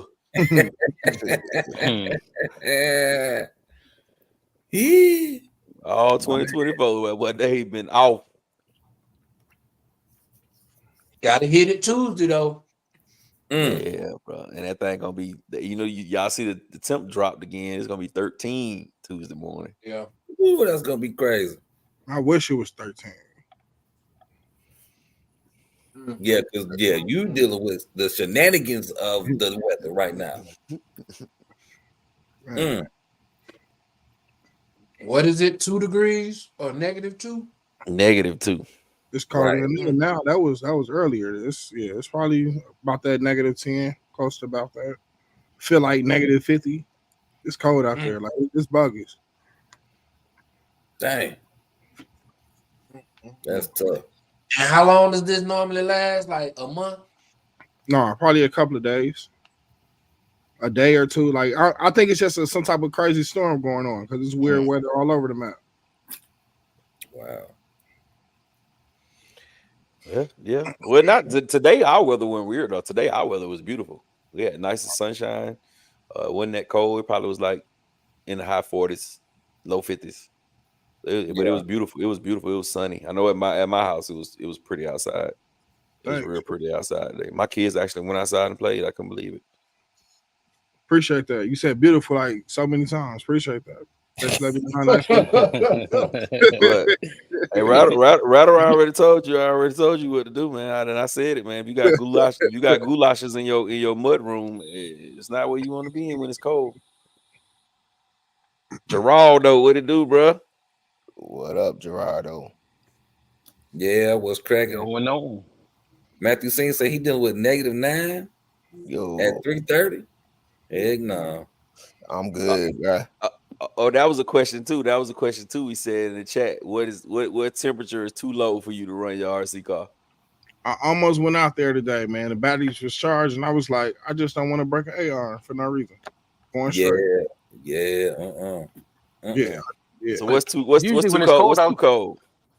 I think I noticed with the RC cars when you get in the teens, you really cutting it close. You can be like torque could just start breaking stuff. And see, that's not what you want. Nah. That is not what you want at all. So light impacts, if you're trying to bash, it's over. Yeah. What you were saying, Ted? I was saying, like, I know this too, that when it's cold outside, like your batteries don't perform the same as they are when they're warm. Yeah. Right. Yeah. So, yeah. I don't even want to take it out at that point because like I got to heat them up, and then by the time I get them out there for a little bit, they start cooling right back down. Unless you're just going to gear it up to try to create the heat in the battery, from the setup. But yeah, I was gonna say that. I do speed runs in the winter sometimes. Sometimes it be the roads be perfect, but it just be cold. Man, you go out there, you do a couple of light passes, get them batteries warmed up. Yeah, by that third pass, it's definitely gonna be, your battery's gonna be cooking. But yeah, you definitely deal with that power loss in the cold, major power loss. Don't matter the brand of the battery either, or the quality. nah, it don't matter. It's like energy flows better when it's warm. Hey, Brad Forrester is asking, does anyone know a trick to bring Texas Forest lipos back to life? Yeah, throw them in the trash. I don't think so. That's the best thing to do. To chop the ends off, get you a bucket of salt water and drop it in there. But don't Traxxas batteries got like a little warranty? Like they replace them for 50% off. That might be the best route. Yeah. You'll do that Traxxas warranty to bring them back. Don't mess around with them. Spend the money.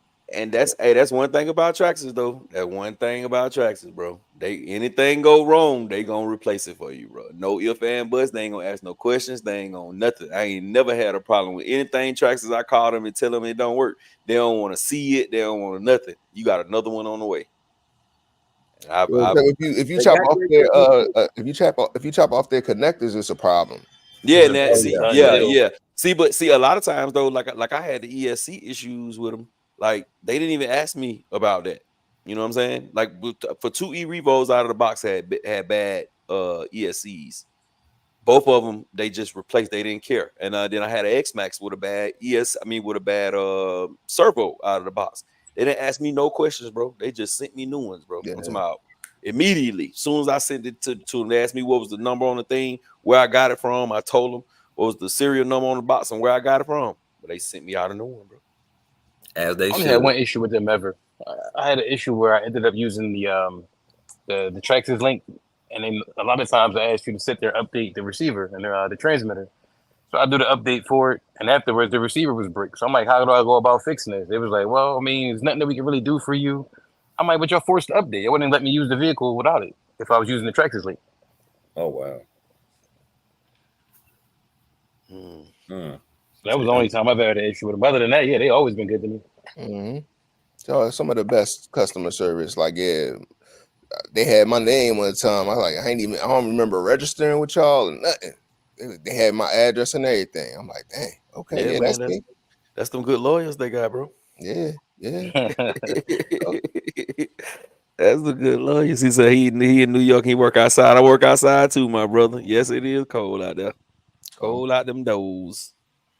Well, I'm off tomorrow, my boy. Yes, sir. They just hit me up and said we off. Because of the weather or because of the holiday? No, just because of Martin Luther King. Okay, that's good. That's what's up. Yeah, I'm off tomorrow too. Oh, you off, Ted? I'm slide through, dog. Yeah, man, we gotta get that bike together. Come on. Man, we gotta try that out. We gotta see what's going on. That bike, but if it's -7, I ain't doing nothing. Y'all putting the O1 in there? You got all that metal on there, no matter. I tried to get him to get one of them. He didn't want to do it. I said 2S is enough, man. He like, nah, I'm gonna do 3 or 4S. Talking about R1. Now the only thing I'm gonna tell you about that, because I drag race with R1, you have to be careful with the weight. If you get too heavy, it don't perform the same. I got you. I mean, I got a few R1s. I got the DRKs. I had the Hobby Wings. I had a lot of little small temp scale ESCs for turbo and everything like that. Yeah. I've been running them exclusively for a long while. I've been trying to get people to get more on board with them, but they're like, I don't want to mess with it. That's where it's at though, for real. Believe it or not. I was spanking. I mean, the power you make out of them little things. Yeah, any 3S, 4S, I was spanking with a 2S, bro. Spank it. I seen it. I seen a lot of those ESCs go up. The R1s? Yeah, at the racetrack, and these are by the top people. Like, I know these. Are they on the edge though? No, I think it's I did think because they're on the edge. Just imagine the top person, a sponsor person, a race day. He brought 5 ESCs and prepared to run them all because they know they're gonna blow out a goal at some point in time. Yeah, you don't get the power like that though. I mean, yeah, you talking about 400? You don't get the power like that though. Yeah, it's easy. I seen almost 550 on one of them. I was messing around with a speed run car. I had it overgeared. Yeah, I had like 550 on there. That thing can definitely handle it. You wouldn't think about looking at it how small they are. Yeah, you just can't do it back to back. You gotta let it cool off. Oh hell no! Hey, definitely can't do no. Definitely gotta do that. But their web interfaces, their interface is cool too for the phone, like for the tuning and everything. I'm gonna hit you with a shocker. You know that they ain't nothing but Yokomo ESCs. Yeah, Gropner. Yeah, Gropner and Yokomo. Yeah. They make them. Yeah. Yokomo, yeah. Look, they cheaper too. They go look. I got kicked off the forum for telling everybody about these. The R1 Wi-Fi adapter was way more money than the Yokomo one. Yeah, it sure so I'm telling everybody use the Yokomo one. They was like, oh no. Like matter of fact, the dude was Steve. Steve got on and was like, he deleted all my comments and inboxed me. Don't tell nobody about that. Oh wow. Yeah, basically he's just getting the ESCs and sticking their name on them. They somebody else here. You can use a Yokomo interface too, like like the same interface. You use the same thing. Yeah, everything the same. It's the exact same. But I heard that the Yokomos take more amps. Yeah, the other ones are stripped down. But you got to think, like if you selling something to somebody else, it's the same for Hobby Wing going through Spectrum, right? I'm not going to sell my product and give it to you RTR, and then you giving it to everybody for free, basically, and I got to sell mine now. There's no room for me to upgrade. Like, you can't sell nothing now. So I got to strip yours down a little bit to make sure that, I got a little edge on yours. That way, when you make the purchase, it's not like I got the same thing. Yes, and that's why I think I think Traxxas ESCs are still castles. They just castles with another case on it. I think they just I think they dumb down castles, bro. That's all. I think they just calm them, they dumb them way back down, bro. Because if you look at it, man, the interface, man, just think of how do you calibrate a Traxxas ESC the same way you calibrate a castle ESC. You know what I'm saying? All those Hobby Wing rebranded ESCs, you calibrate those the same way you calibrate the Hobby Wing ESC. You know what I'm saying? True. I think those castle ESCs are dumbed down. I mean, Traxxas ESCs are dumbed down castles, bro. Yeah, they do that for longevity. You know that it's just like a car. You buy a car from a manufacturer, it go way faster, but they put all that stuff on the car to make it last. Yeah. Like even down to like the trucking industry. Like at one point in time, you can start your old diesel up. You can sit in the truck stop and have your truck running. Can't do that no more. You get 15 minutes and it shut off. You do it again for another 10 minutes, shut off. The next time it's 5 minutes, and afterwards go to a lockout. We're not letting you idle it unless you move it. And definitely put limitations on all of it. Like even like you look at like a BMW from overseas, something that's made to run on the Autobahn or whatever. Yeah, that same 5 Series over here might run 180 miles an hour, like top speed. Over there, they run 230, 240. Yes, sir. Same car. Mm-hmm. Hey, Gap. Mm-hmm. Check the private.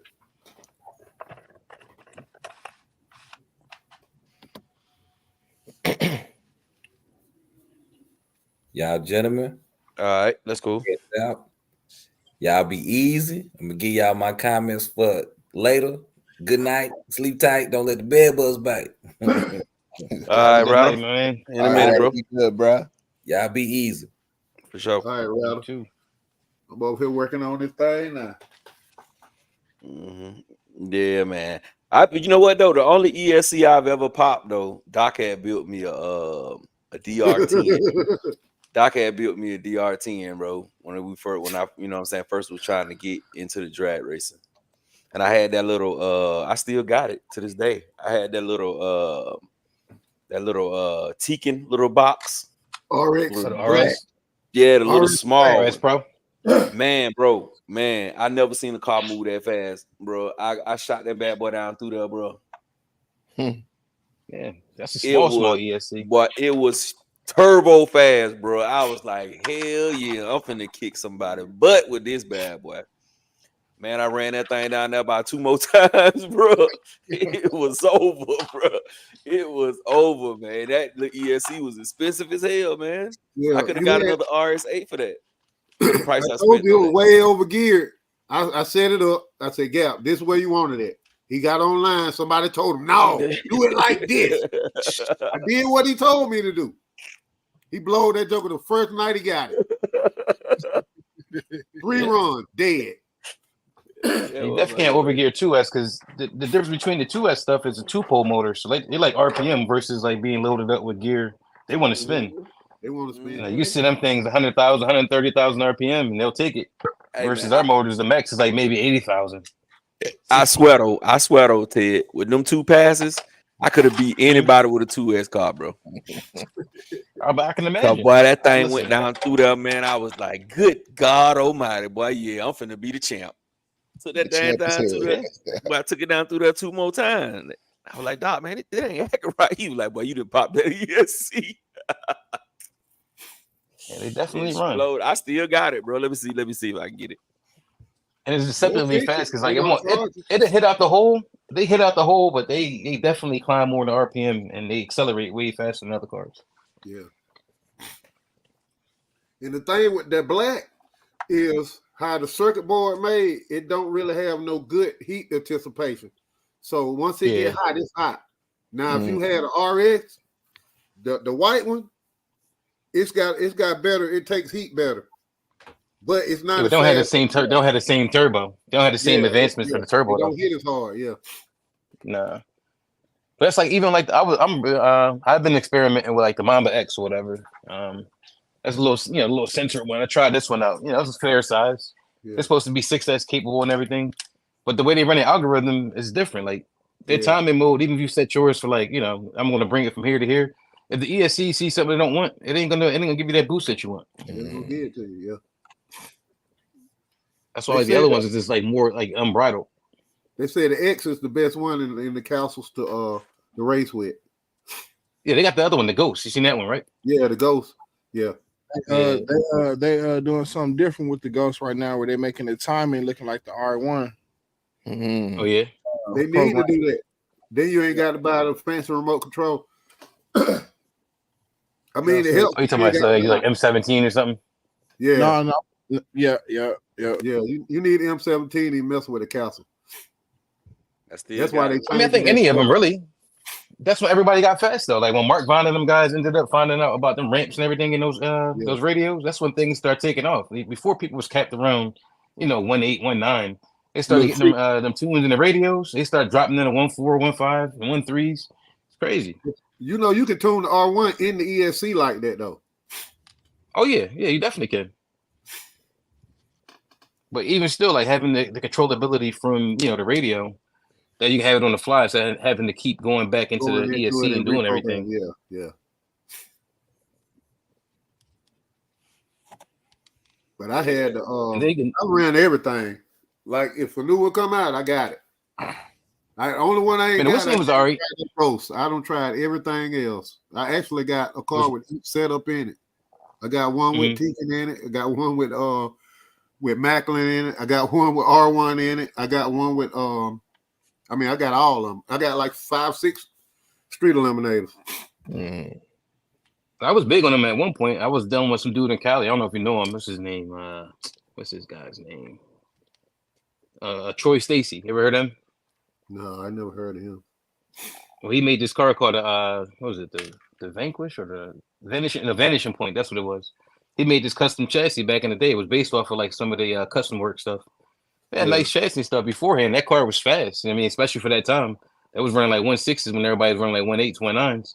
Yeah. So they definitely had like a jump on everybody. And I tried to get a car from him. I was going to go to King of the Streets. Then I ended up giving my deposit for the car. I was supposed to be able to, get the car at King of the Streets. It was already set up and everything for me, kind of be on the team. And I'm like, I bought this ticket, man. I'm like, what's going on? He was like, oh, yeah, I didn't get the car done yet. I said, well, is it going to be ready for, the date or whatever? He was like, I don't think so. I'm like, well, that was kind of why I hinged myself coming out there. I wasn't trying to come pick a car up in Vegas. You can send it to me. You know what I mean? I'm not going to spend money for hotel fare and everything else. Well, you can experience everything down here. No, I'm cool, man. I wanted to race down there. I was going for like, what, 15,000 or something? Yeah. I think that race ended up at 20,000. Then it ended up at 20,000. 20 was it 26? I know it was something ridiculous. Yeah, it was like 26. I want to say at the end. That last one was 26. Okay. My folks went out there like we was going. He actually bought one off of him. He got the actual the guy who the company's owner car. He got that while he was down there. He ended up running, and then the car wasn't set up right. So I was like, I'd have been mad too. Like, you spent $1,600 on this car from him, is used, and there was something wrong with it. And he fly out there, spend all this. He ended up leaving early. He was mad. Sergeant J say, what it do, fam? RC fam, yes sir. We trying to stay warm, my brother. Somebody said RC. Petey said RCs is fun as heck. Yes sir, they are. He said, I got eczema. Tesla RC coming soon. Brandon said. I've been having a ball with the Mojave 4S and the Pro Moto lately. Can't wait to customize the Pro Moto. Yes, sir. Sergeant J. Team Corelli. Yeah. Team Corelli ESCs are rebranded Hobby Wings. Also, yes, they are. They just turned up. Super Dave with the vest. With the hoodie. What's the connect? You guys share the connect with them, John. They won't share. They won't share. They won't tell you where they're getting them from. Oh, all right. Super Dave. I tell you where I got mine from. I got mine off Amazon. Dog clothes. 1/4 dog clothes. They just take forever to get there.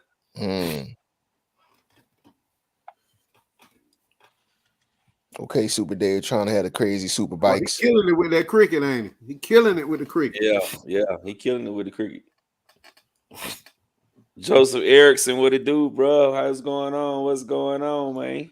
What WE said, I got the Radio Link RC4 GS, and I just ordered the Arlarlo. What one y'all think better? I would say for what you spent on those two, you should have just got the Master Chief Sergeant, bro. Definitely got to get that. You got to Well, get he the be Master saying Chief that. Sergeant. I'm gonna get me It's the one. best thing out there. Listen, man, it's the I'm best gonna thing get me smoking. one. Best thing smoking. I did a range check with this. I got the new antenna for it, the Moxon antenna. I was able to go one direction. I had about 9 blocks one way, and I still had like 85% link quality. Show him the Master Chief Sergeant. Show him the Master Chief Sergeant. That's the Master Chief Sergeant, man. It's only $130, man. It can it can bind all your receivers and everything, bro. Yeah. You know what I'm saying? Before you get, you know what I'm saying, that RC4XG and then that Arlala low one. Yeah. And the receivers, man, like they super cheap. They cheap, yeah. $20 for one of these right here. 8 channel. Yeah, 5 channel. 5. He said he need to get one of those. He need to get one of those, Super Dave. Sergeant J said he need one of them sweaters. Hey, I just buy them off of Amazon, the hoodies. I got a Cricket, and I just heat press them on there. This for one of my brothers. Hold on. Let me big you. Hold on. Let me big you.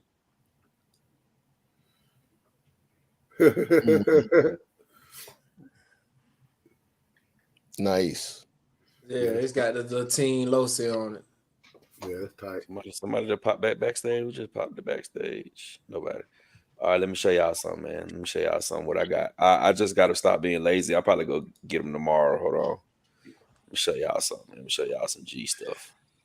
AJ Mitch, send me what you want. You want a hoodie? What color? Yo, I'm gonna need 2. I'm gonna need a green one and a black one. You got to see what you talking about with the green letters in it. Yeah, if it's like a green that'll match my bike. Oh, okay. Yeah. We'll chop it up. All right. Put something together and send it up there to you. That'd be what's up, man. I definitely appreciate that. It ain't gonna cost you much. Yeah. 200 to Gap Cash. Okay. All right. Yeah. Gap really All is road a leads to hacker. Gap. Where do y'all All road leads to Gap. Where do y'all see this one though? Hold on. Where do y'all see this one right here? I just got all I got. Are you putting the DB? Are you gonna put the DBXLE on there, Gap? Pull it up. What you think? Y'all see it? What are those, shoes or socks? They look like slippers. That's a full sweatsuit for the promo though. Oh shit. Georgia Bulldog, bottom and top. Hold on. Then I got the blue Nike one coming too. Tech Fleece guy. I just gotta stop being lazy and go pick them up. They're way on the other side of town. Yo, that's tight. It's appreciate it, bro. Appreciate it. So let me see here. With that being said, let's go ahead and show these. I'm gonna go ahead and show the cars that the pictures I already got. I'm still live. Man, I'm still shared or not. Yeah. You still I mean, you don't have nothing on the screen. I bet. Yeah, that's what I was saying. All right, I wanna pull it up first and then I'll show it. All right, this is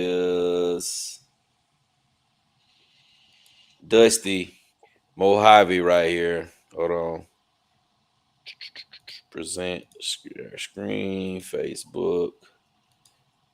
All right, there you go. Dusty got the Mojave EXB with the SRT Street Crushers on there. Yeah. And he got the Felony right here with the Power Hobby wheels with the weed body. Oh, nice. I ain't mad at it. I like that green. Good That color green, combo. I love that color. Green is tough. Go his Big Rock. Big Rock. Let me pull up the other one. My brother E-Dub, I think he gone now. He left. But here E-Dub. E-Dub got the Outcast 8S right there looking good. The painted jig on it. Hold on. Yeah, more. He got a Mega too. Mega with the brushless on it. Nice. Little lightweight, little something to take out the trunk. You know what I mean? Mm-hmm. Do some parking lot bashing. On a lunch break bash, yup. We'll be I going love my for little lunch. I'll be cars, out this man. parking lot. Don't worry about it. This Sir Thizzle Kyosho Inferno GT3. I always like that body, man. That body is crazy. SLS. Yeah. Yeah, that bad boy though. When you wreck it, boy, one time it's over. It's an expensive body. I know that much. Man, and they hard to find, Jay Mitch. I couldn't find the stock one. That's why I just went with that Porsche body. I couldn't find a stock one. Then when the one time I could find one, it was like 139. I was like, man, y'all crazy as hell. I think I'm gonna give you that for that body. That look good with them lights in it though. Hell yeah. That looks good. Kyosho always been known for like their bodies and everything, especially with the mini Z's. All right, delicious. Yo, that's right too, because I got that Tacoma, that Kyosho Tacoma. The scale, the body quality is crazy. They got some of the best stuff. Them and Tamaya, they got the best bodies. I agree with you on Especially that. Tamaya. Yeah, especially the sticker sheets. Like sticker sheet of Tamaya, you get like a replica car. That sheet might have over 150 stickers on there. Damn. All right, somebody else sent me something. I guess this Big Trev. Okay, yeah, this that rally car. Can y'all see it? Hold on, let me make it. Oh yeah, y'all could see it. Oh yeah, y'all can see it. Hold on. Let me big it up. All right, that's that rally car, bro. From this Big Trev's. This that rally car from from King Motor. Oh, the King Motor version. Yeah, this the 1/7 scale. This is the 1/7 scale. The one I showed the other night. Oh, yesterday, the other night, yeah. Yeah, Friday, whatever night that was. Thursday night. Yes, so let me see. Did anybody else send me some? I think that's about all I got this time. Oh, let me show y'all. That's on Instagram though. Let me show y'all what Deep Voice got. What Deep Voice working with. Brother Deep Voice working with Yo, Deep Voice got some nice joints, man. Mm-hmm. He just did this one. What the hell? Let me take this down. Hold on, y'all. Give me 1 second.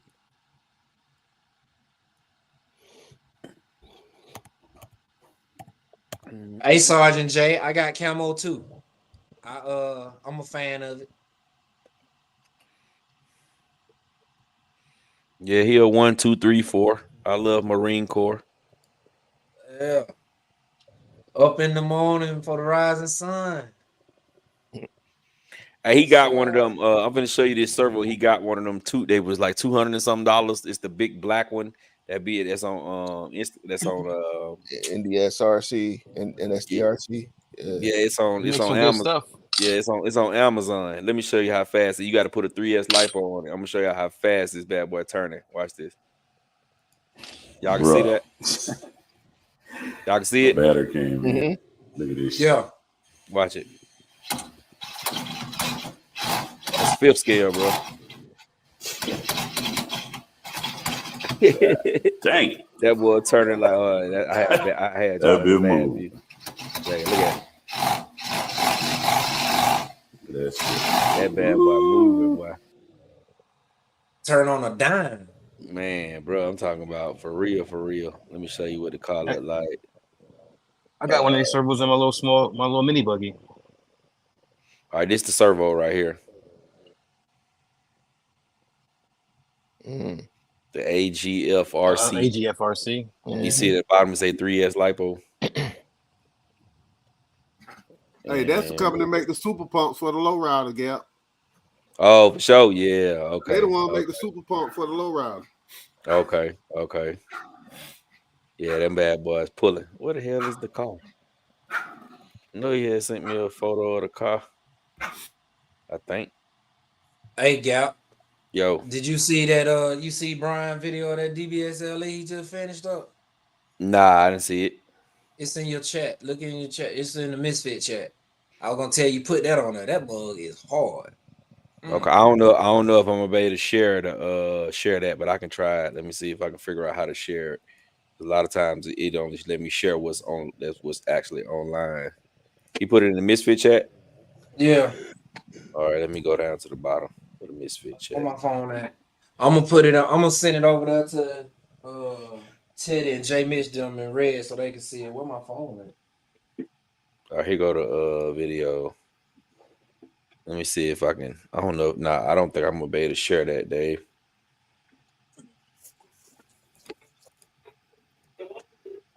Yeah, he got the carbon fiber on there. Yeah, that look good. With all the Vitavon everywhere. Yeah, nah, I ain't gonna be able to share that, Dave.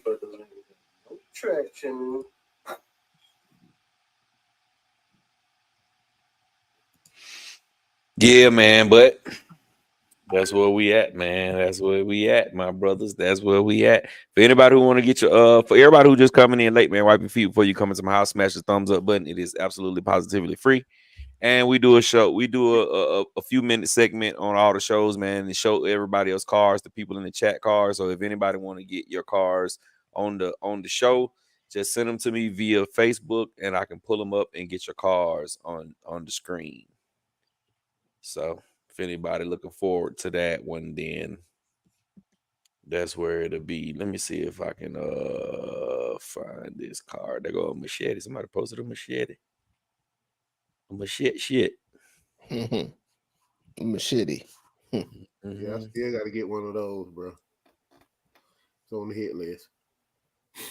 I need one of them talents too, Gap. You need to find me one for $80. Hey,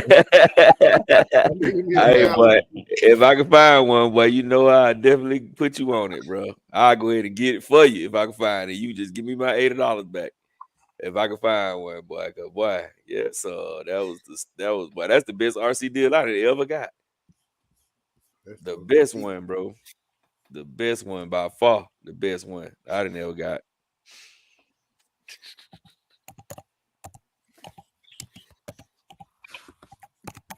Yeah, I ain't never got one that sweet. That's one of them J Mitch deals. Oh, that's a Gap deal. I ain't never get an $80 Italian. Crazy. All right, here go with Deep Voice guy right here, bro. All right, y'all can see that. Mm-hmm. That's the new Kraken Vessel 12S. He got those J Concepts wheels on it. That thing tough. Yeah, I was commenting on his joints. I'm like, yo, that thing is crazy. Mm-hmm.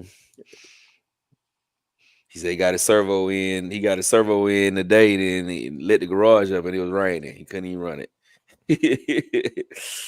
I said, buddy, It always happens, right? Mm-hmm. And it's crazy because a couple days before he got the car. Maybe he got the car, whatever. He put the batteries in it. He went to run it, and the servo was shot right out of the box. The servo was shot. A $2,700, $2,000 and something dollar car. Servo shot right out of the box. So he had to wait till the other servo got there. He got the servo, got it in, and opened the garage doors raining. Yo, I wonder that was happening to me. Do they come with the mechanical brake set up on the 12S one when you get an RTR? I don't think so, because he sent me plenty of pictures of it, and I don't remember seeing the mechanical brake in there. I don't remember seeing the mechanical all that brake. money. I want my mechanical brake. I might be the only one who want it, but I want that, John. All right, Justin Jacoby, he said, let's have a great night, man. Everybody enjoy your tomorrow MLK Day. Yeah, y'all enjoy it, bro. I'll be at work.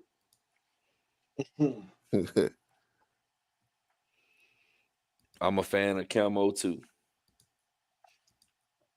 Yeah, man, you gotta get that. You gotta get that Master Chief Sergeant remote and put camo all over it. Oh yeah, with the Master Chief Sergeant remote.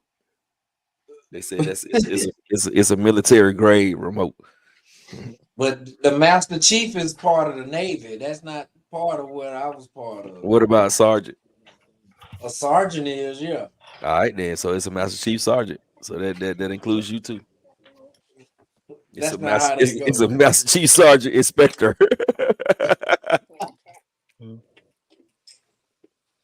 Yeah, man. But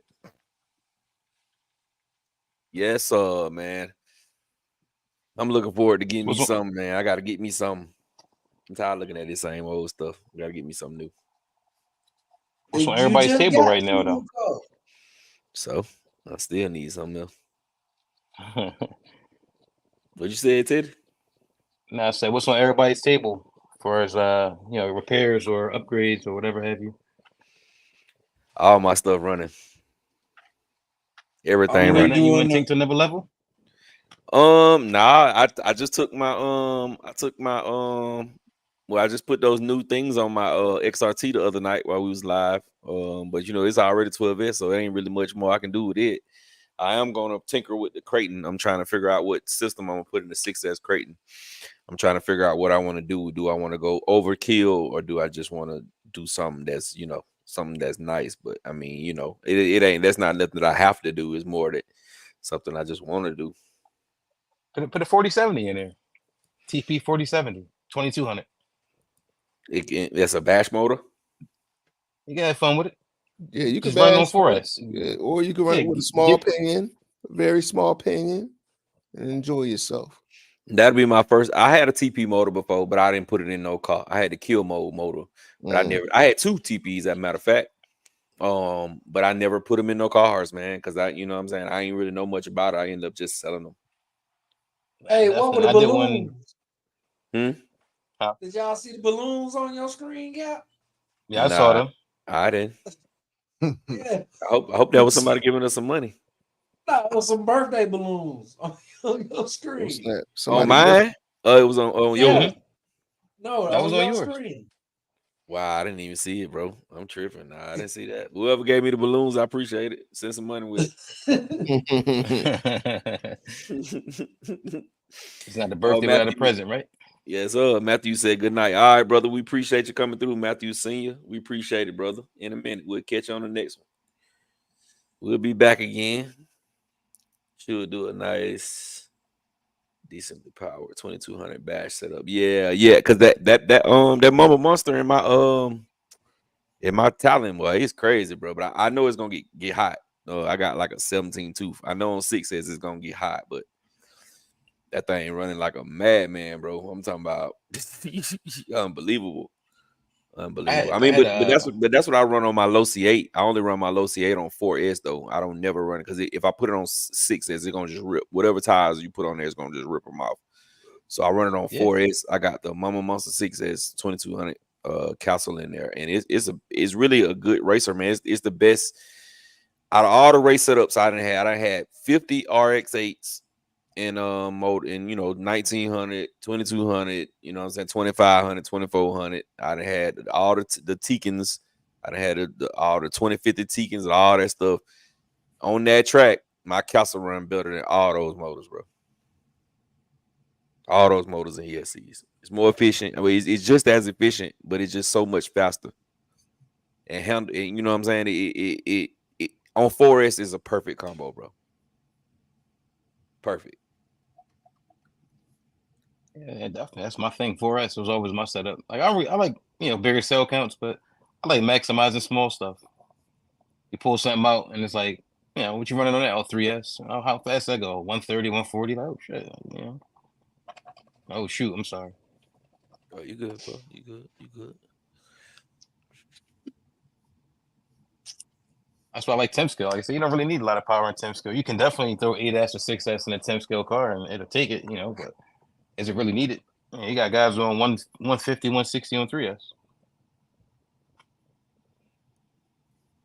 I got my Mojave on my bench. I'm redoing the rear diff in it, but since I'm redoing the rear, I just bought some metal cups for it, EXB, with the EXB metal cups trill. I'm just waiting on the cups to come in, so I'm gonna do the front and the rear, and do the center. I'm gonna redo them. On what car day? So my Mojave. Mojave, okay. Yeah.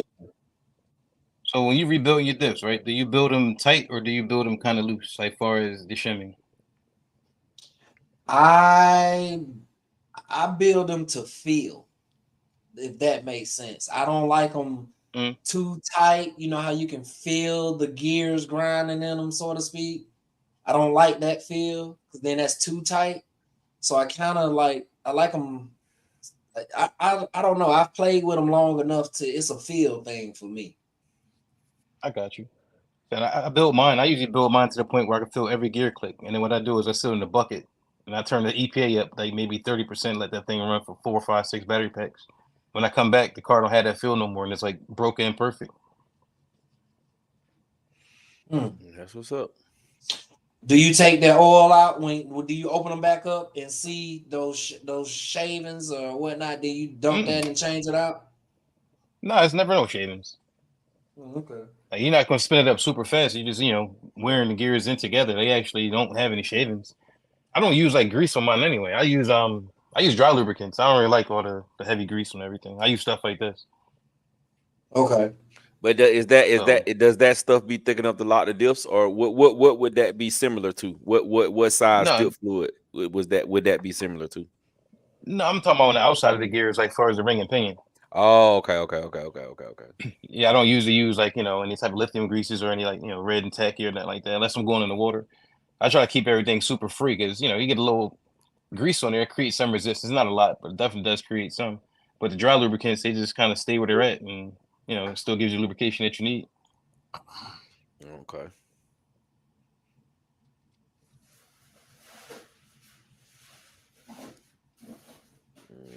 But even my Fortec, the Fortec really doesn't roll that free. That car is kind of like bindy. But I went over that, did the same thing. Kind of did the diffs the way I usually do them. Ran them for like 2 days actually, and then that car is free as ever now. You come off the throttle of the car and drop speed, just kind of carry the same speed for a long while. So what's your preferred diff fluid in the center? I'm spooling it all the way up. I mean, if I'm on a dirt, I'll run the diff in there. I might run like something like, it depends on the size of the car, but usually like anything like Creighton style, I'm probably running like 20K. I don't even want that much in there. I want to still have some diff action. In the front, I might run a little bit more, like maybe like 50K, like 50, 20, and like maybe a 10 in the rear. But other than that, if it's not on the dirt, spool.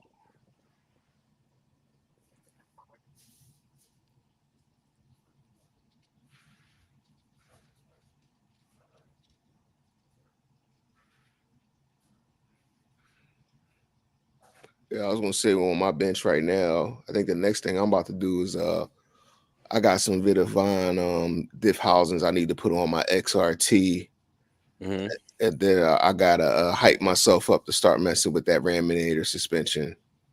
I gotta put the new shocks on there. I'm do the dual shocks all the way around.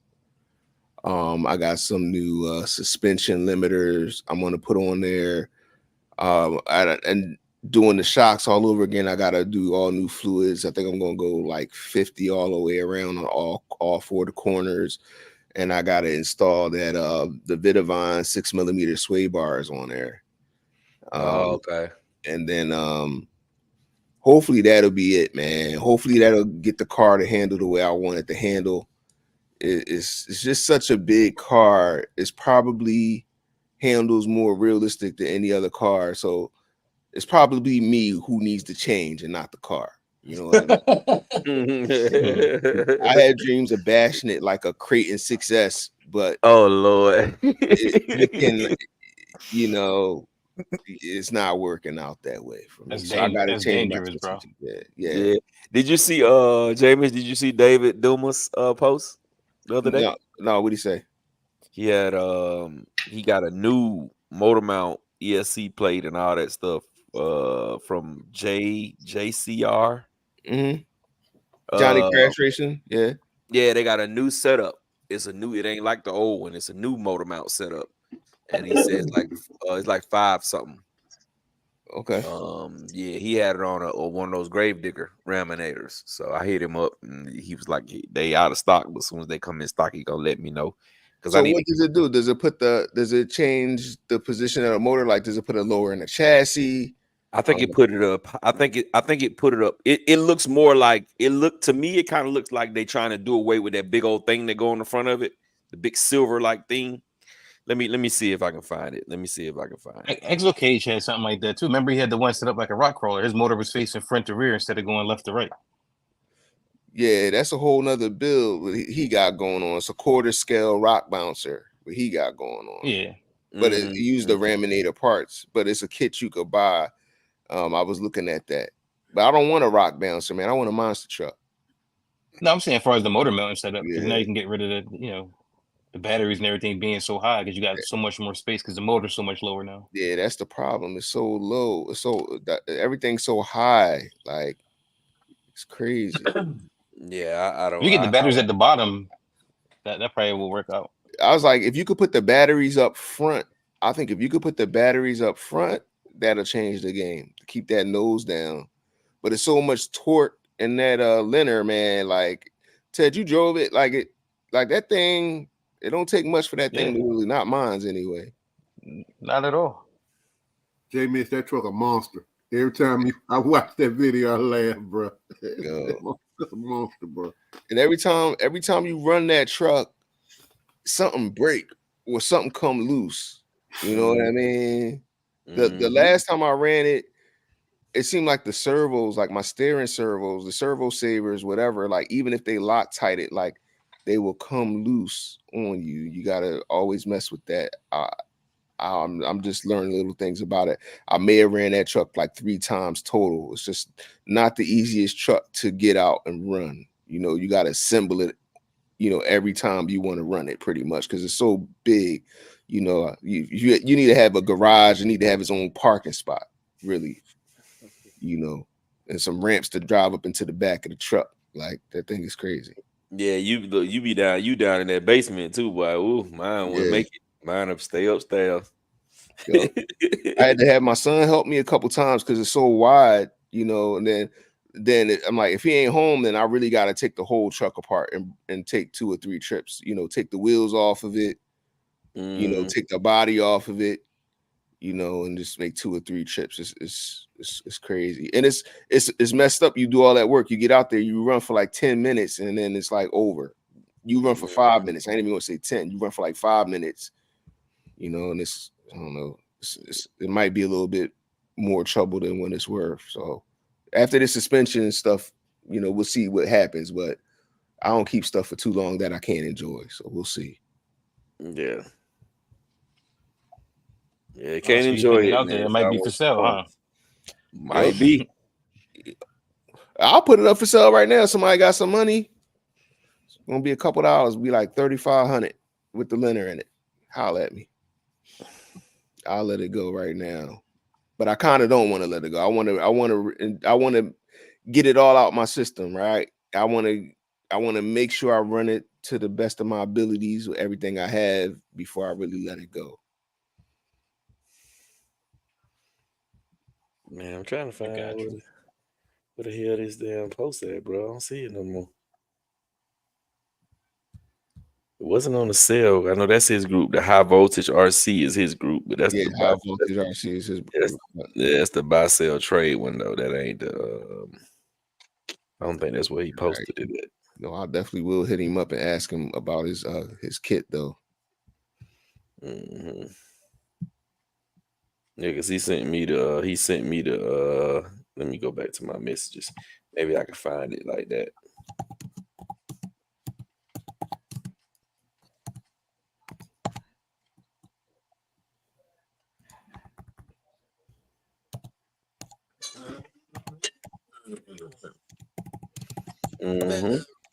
Red, you out there making snowmans?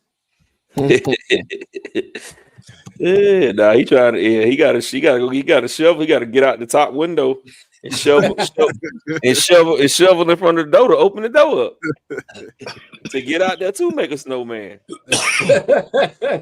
Shoot, man, it's too cold. I ain't thinking about no snow, man. I ain't thinking about touching no snow. Hey, it was fun and exciting about 3 days ago when it first started. It was real fun until you in the type of weather. If you get found on the side of the road if you ain't bundled up. Yeah, that's a tough one there, bro. Yeah. That is a tough one there, bro. Negative degrees. Like I might just I ain't seen that in a long time here. I mean, we had a few times in life up here, but not that often.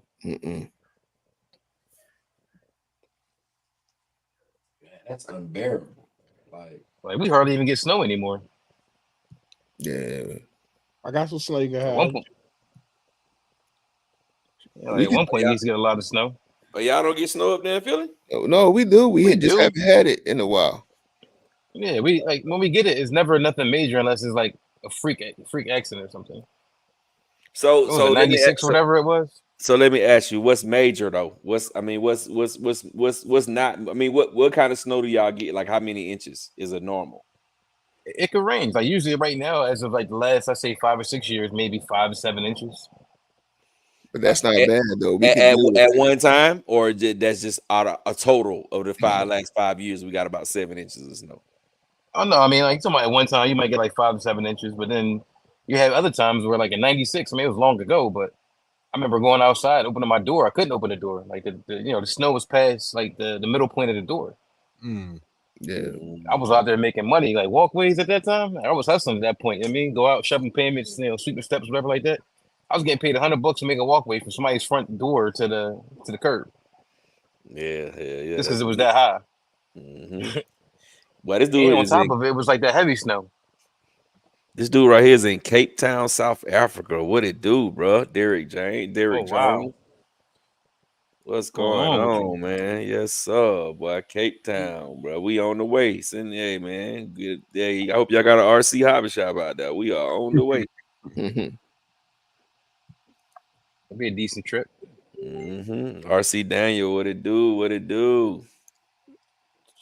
I'm gonna try to pull up on y'all this summer, man. That's what I'm trying to do. Hey, man, pull up on us, man. Pull it. Hey, pull up, bro. We'll make it happen. We'll be be Jay in. Mitch. Let's try to talk to Jay Mitch into a little road trip, man. We can ride down there. Hey, man. Yes, sir. Pull up, man. Pull up, bro. Pull up. Ain't nothing but a good 12, 13 hours. Ain't about nothing. I'm old now, but we could get on the plane. Listen, man, I still have my will. I mean, that's what have my will. I don't have to rent a car and all that. You right though. We can get down there in the F-150. The F-150 will drive down there. I'm saying we can leave at like 8, 9 o'clock at night, even 5 in the afternoon or something like that. Get down there in the morning time, still have a little bit of time to rest up. Yeah, jump out, have some fun for the weekend. Yes, sir. I make sure I put something together for every day that the weekend y'all to be here. Derek Jones, man. The topics are actually already over with. We started the show off with the topics, man. We talked about a few things, man. You probably will have to go back and watch it from the beginning. He said it's 7 a.m. there. He just got up. Good God about it. Yeah, he said he on vacation. Oh, he on vacation? Yeah, that's what's up. Well, we got a 3-hour stream. You can go back and check out. Guys, I'm in Buffalo, New York. We got 3 inches yesterday morning and still coming down. Why? 3 inches, boy. My whole city down for the rest of the year. Yo, we just been missing these, man. We've been missing these snowstorms. They've been so close. And what we got? Maybe like rain. Yeah, we get the rain or we don't get nothing. I'll take it. I would like for sure snow at some point though. I would. I'm over it. I'm over it. I mean, I enjoyed it when I was younger. Now it's like I don't want to shovel. This is Derek. This Derek who run with us, bro. That boy in Africa. That's what's up, Derek. I just thought about that, bro. That's Derek who run with us, bro. He got the 5T, 12S, 5T. That's what's up, Derek. Yeah, Derek with the 12S, 5T in the 12S DBXLE. Man, he should have just said, "Yo, I'll be running with y'all." Okay. Yeah. Yo, this is I'm calling. I'm from here. Yes, well, fellas, we're gonna wrap this one up, man. We've been 3 hours and 10 minutes almost. We dropped down to drop the view count, dropped way down. So, hey, man, we just want to let everybody know. For the people who coming in late, smash the thumbs up button. Wipe your feet before you come into my house, man. That thumbs up button is free. Let's smash that. Let's smash it, man. Let's smash it.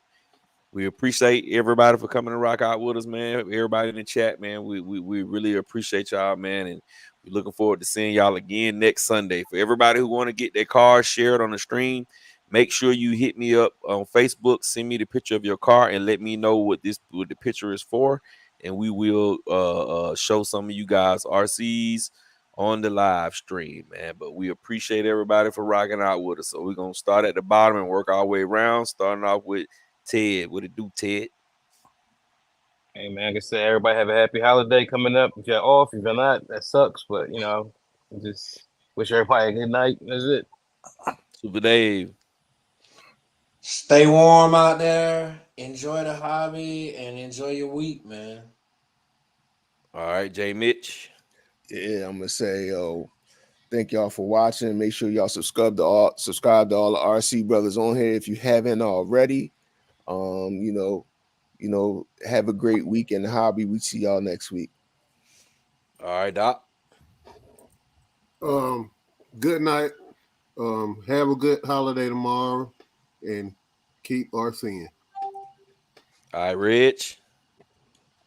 Thanks for tuning in. Good night, y'all. All right, man. We're gonna get with y'all on the next one next Sunday, between 9 and 9:10. Y'all come rock out with us. We'll have 3 or 4 new topics to talk about. We appreciate everybody, and y'all know how I sign out. We're gonna get with y'all, and man,